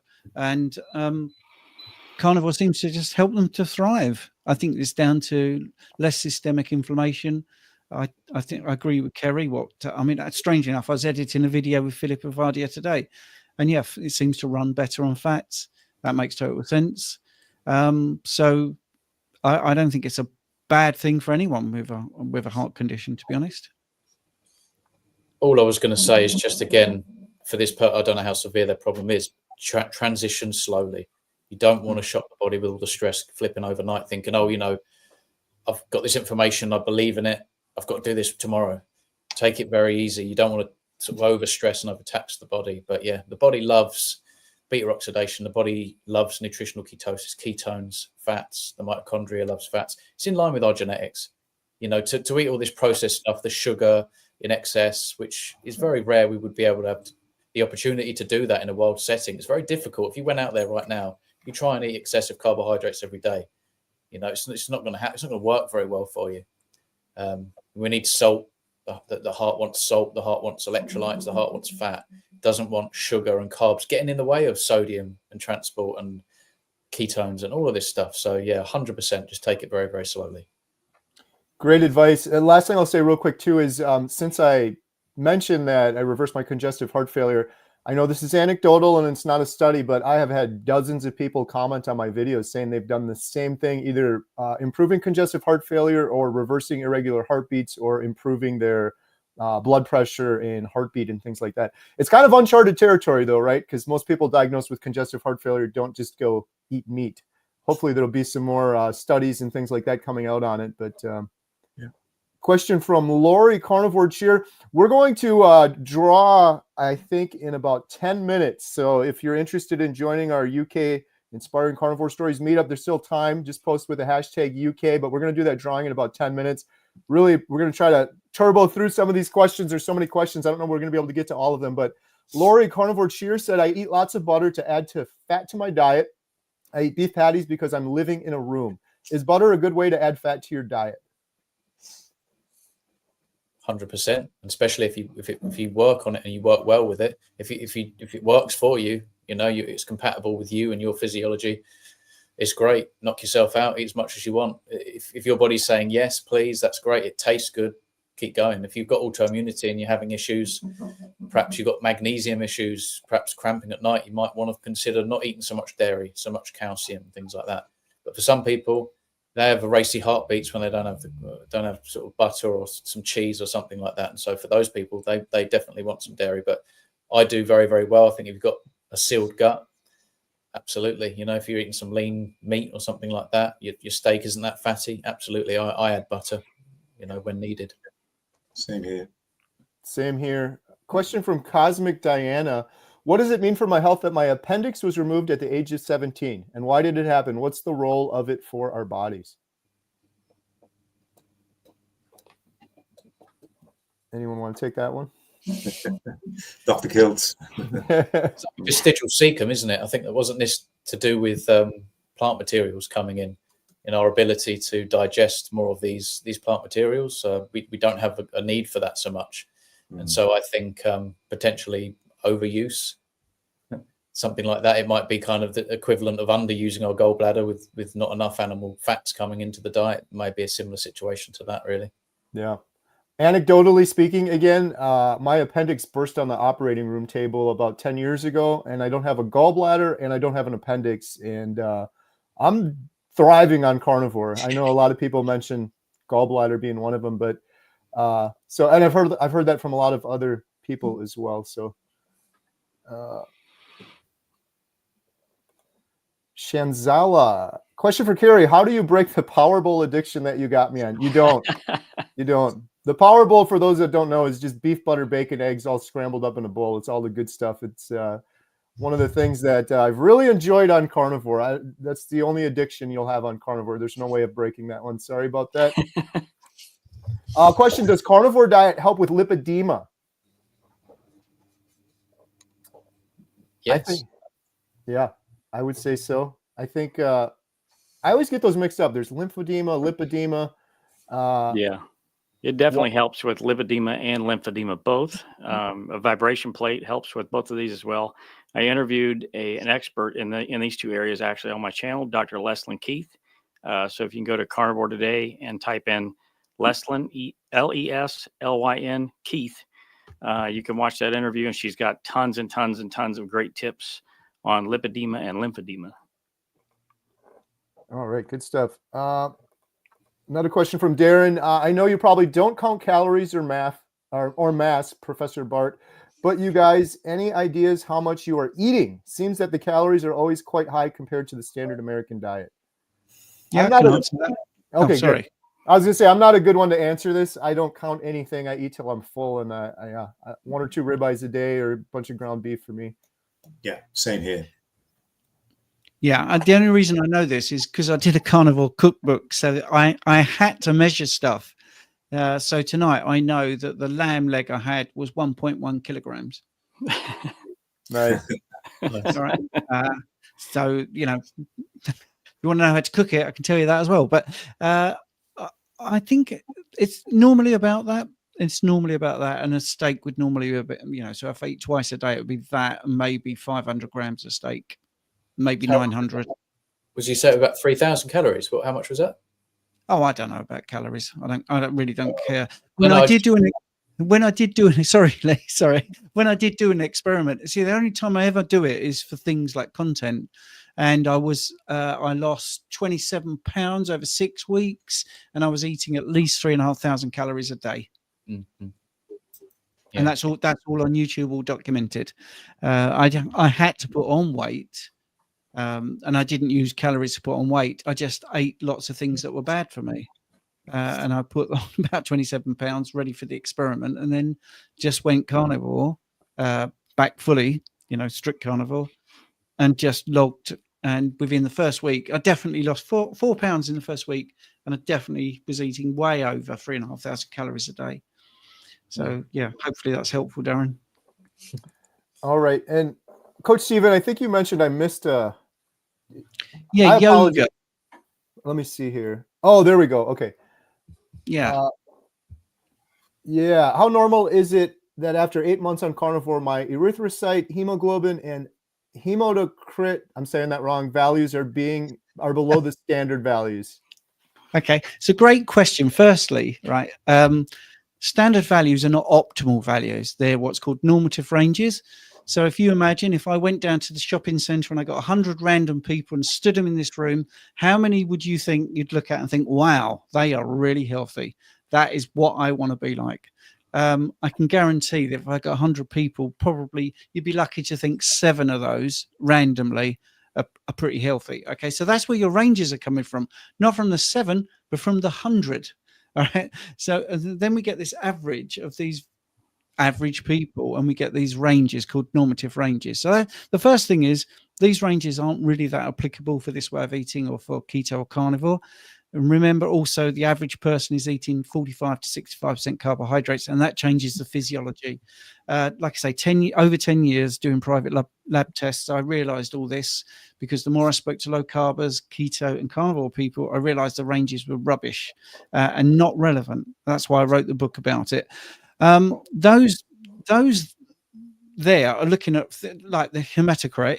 Hematocrit is the red blood cell proportion in the whole of the plasma, and it's normally about 40%. Now, if your red blood cells are really fit and vital, and you're not feeling fatigued, or you're not looking anemic, or you're not having unexplained bleeding, then it could go down. And there are other tests to prove that this is okay, by the way. So it's not just some bloke on the internet saying that looks all right. You can actually test whether I'm right or not with some other tests, or just look at your symptoms. Right. So if you are really struggling to breathe, then hemoglobin is going to be a problem, because that's the thing that transports iron and transports oxygen around. And the red blood cells are, which is your erythrocytes, it's just a posh word for red blood cells. They are the vehicle. They're the cars that take around the iron, the oxygen, and how many do you need as a percentage. So if you've got no symptoms and you're below the standard values, you're golden. There is no problem at all whatsoever. The second thing to be aware of is, if those things are a problem, then you can get some other tests. So you could get what's called a complete iron panel, and that would work out whether you have got a problem with your hemoglobin, those sort of things. It is just an annoyance that people misread these and look at the standard values. If there are any other problems, test your vitamin B12 as well, your folate levels. But the biggest one to get is what's called a reticulocyte count. And that measures how much production is coming from the bone marrow. And what this might tell you, and the reason I say might is because I've proved this time and time again, is because you're carnivore, you're eating a proper diet, your red blood cells are not being destroyed by the spleen on such a regular basis. In fact, they're living longer. So sorry to give you a really long answer. I'm going to shut up in a minute, Kerry. But Richard and I are very similar in this way. When I started as a phlebotomist, I was told that the HbA1c, if it's low, it could be artificially low. And that could be because the red blood cells aren't living as long as they should. And that's a thing called hemolytic anemia. Okay, right. Then when I started working with obese and diabetic people a lot, we noticed that their CGM, the continual glucose monitor, or their finger prick, was showing an average which was better than the HbA1c in a blood test. So I started looking into this, and I thought, well, if an artificially low thing is down to the fact that red blood cells are dying too soon, what if they're living longer than is expected? Because the HbA1c is a calculation based on how long the red blood cells last. If they're living longer, it artificially raises the HbA1c, and that's exactly what happened. Because when you compare it to the reticulocyte count, that will teach you that actually I'm producing less. I have no symptoms, so they're living longer. That's it. It really is as simple as that. So those values are okay, but you have to put them in context. Good stuff. Great answers. All right. If we weren't able to get to your question, I apologize. However, a week from tomorrow, we're going to be having our Inspiring Carnivore Stories meetup in the UK, and we're going to be live streaming that. And we're going to have a little Q&A at the end, so we might be able to fit some in there as well. So if you can't join us in person, maybe you can join us online, and I will take note of some of the questions we weren't able to get to, and hopefully we can get to them afterwards. So I think now, thank you guys so much. Thank you, everyone. Coach Stephen, Lee, Alex, Rich, Dr. Kiltz. We're going to draw some winners now. Thanks again to Dr. Kiltz for donating. How many tickets was it, Adam? 10 tickets. 10 tickets to the meetup. Hopefully our technology will work here to randomly draw 10 of these. So let's see. I'm going to share my screen here. I started praying at the beginning that it would work.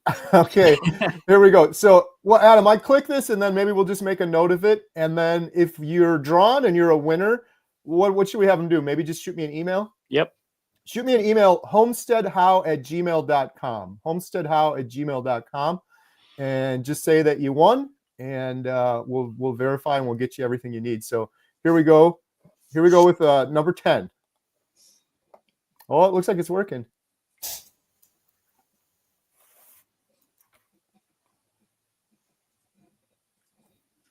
Andy React is our first winner. Awesome. All right, Adam's got that. We'll go on to the next one here. It's kind of cool how this does this. Adam! Nope. Come on, Adam. Keep going. All right, I guess Adam's going to be attending the event as well. Sherry. Number 9 was Awesome. Sherry. Congratulations. We'll go again here.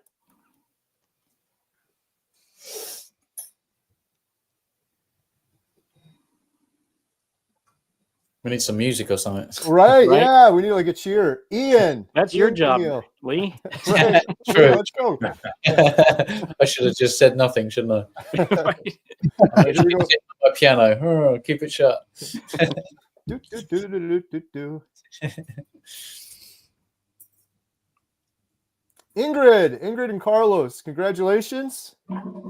All right, we'll go with another one here. While we're doing this too, just quick shout out again to everyone that joined. This is going to be a grassroots effort. We got Lee Copus, Alex, Coach Steven. I have links to their YouTube channel in the description below. Go follow, support. That's how we get the word out. We got to do it from the grassroots up. All right, Mike Kerry, congratulations. Exciting. You're right, Lee. It does need music. Drum roll or something. Daniel Adam. Yeah, Keep red and win. Daniel Adam, congratulations. Adam, are you keeping track of count now? Because I'm not paying attention I am. anymore. All right. This is number 7. Number 7. Cosmic Diana, congratulations.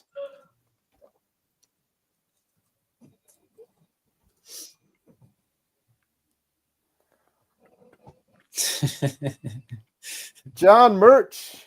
Yay. Congratulations, John. It's really kind of tricky too when it slows down. You're like, oh, wait a Of minute. course, it's on someone and they never win. Yeah, Papa Carnivore. Way, Matthew. Congratulations, Matthew Latimer. Awesome. It's doing the right.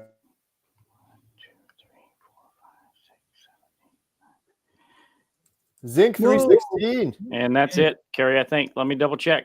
Okay. We got 1, 2, 3, 4, 5, 6, 7, 8, 9, 10. That's it. Brilliant. Awesome. Congratulations, Great everyone. job. Thank you, everyone, for your comments, for your support. Thank you, everyone, all the speakers here. You guys are awesome. You're incredible. Really looking forward to meeting you all out there in the UK. Anyone else want to mention anything or shout anything else out before we wrap up real quick? No, I'm done. Yeah, you guys, it's late over there. Thank you guys for joining. Really appreciate it. Like I said, check out all these guys. Links in the description below. Go subscribe, support their channels. And stay tuned. 1 week from tomorrow, you can catch us all again. Inspiring carnivore stories from the UK. Thank you, everyone, so much. Have a good day. Awesome. Thanks, guys. Bye for now, guys. Bye. Awesome. See you.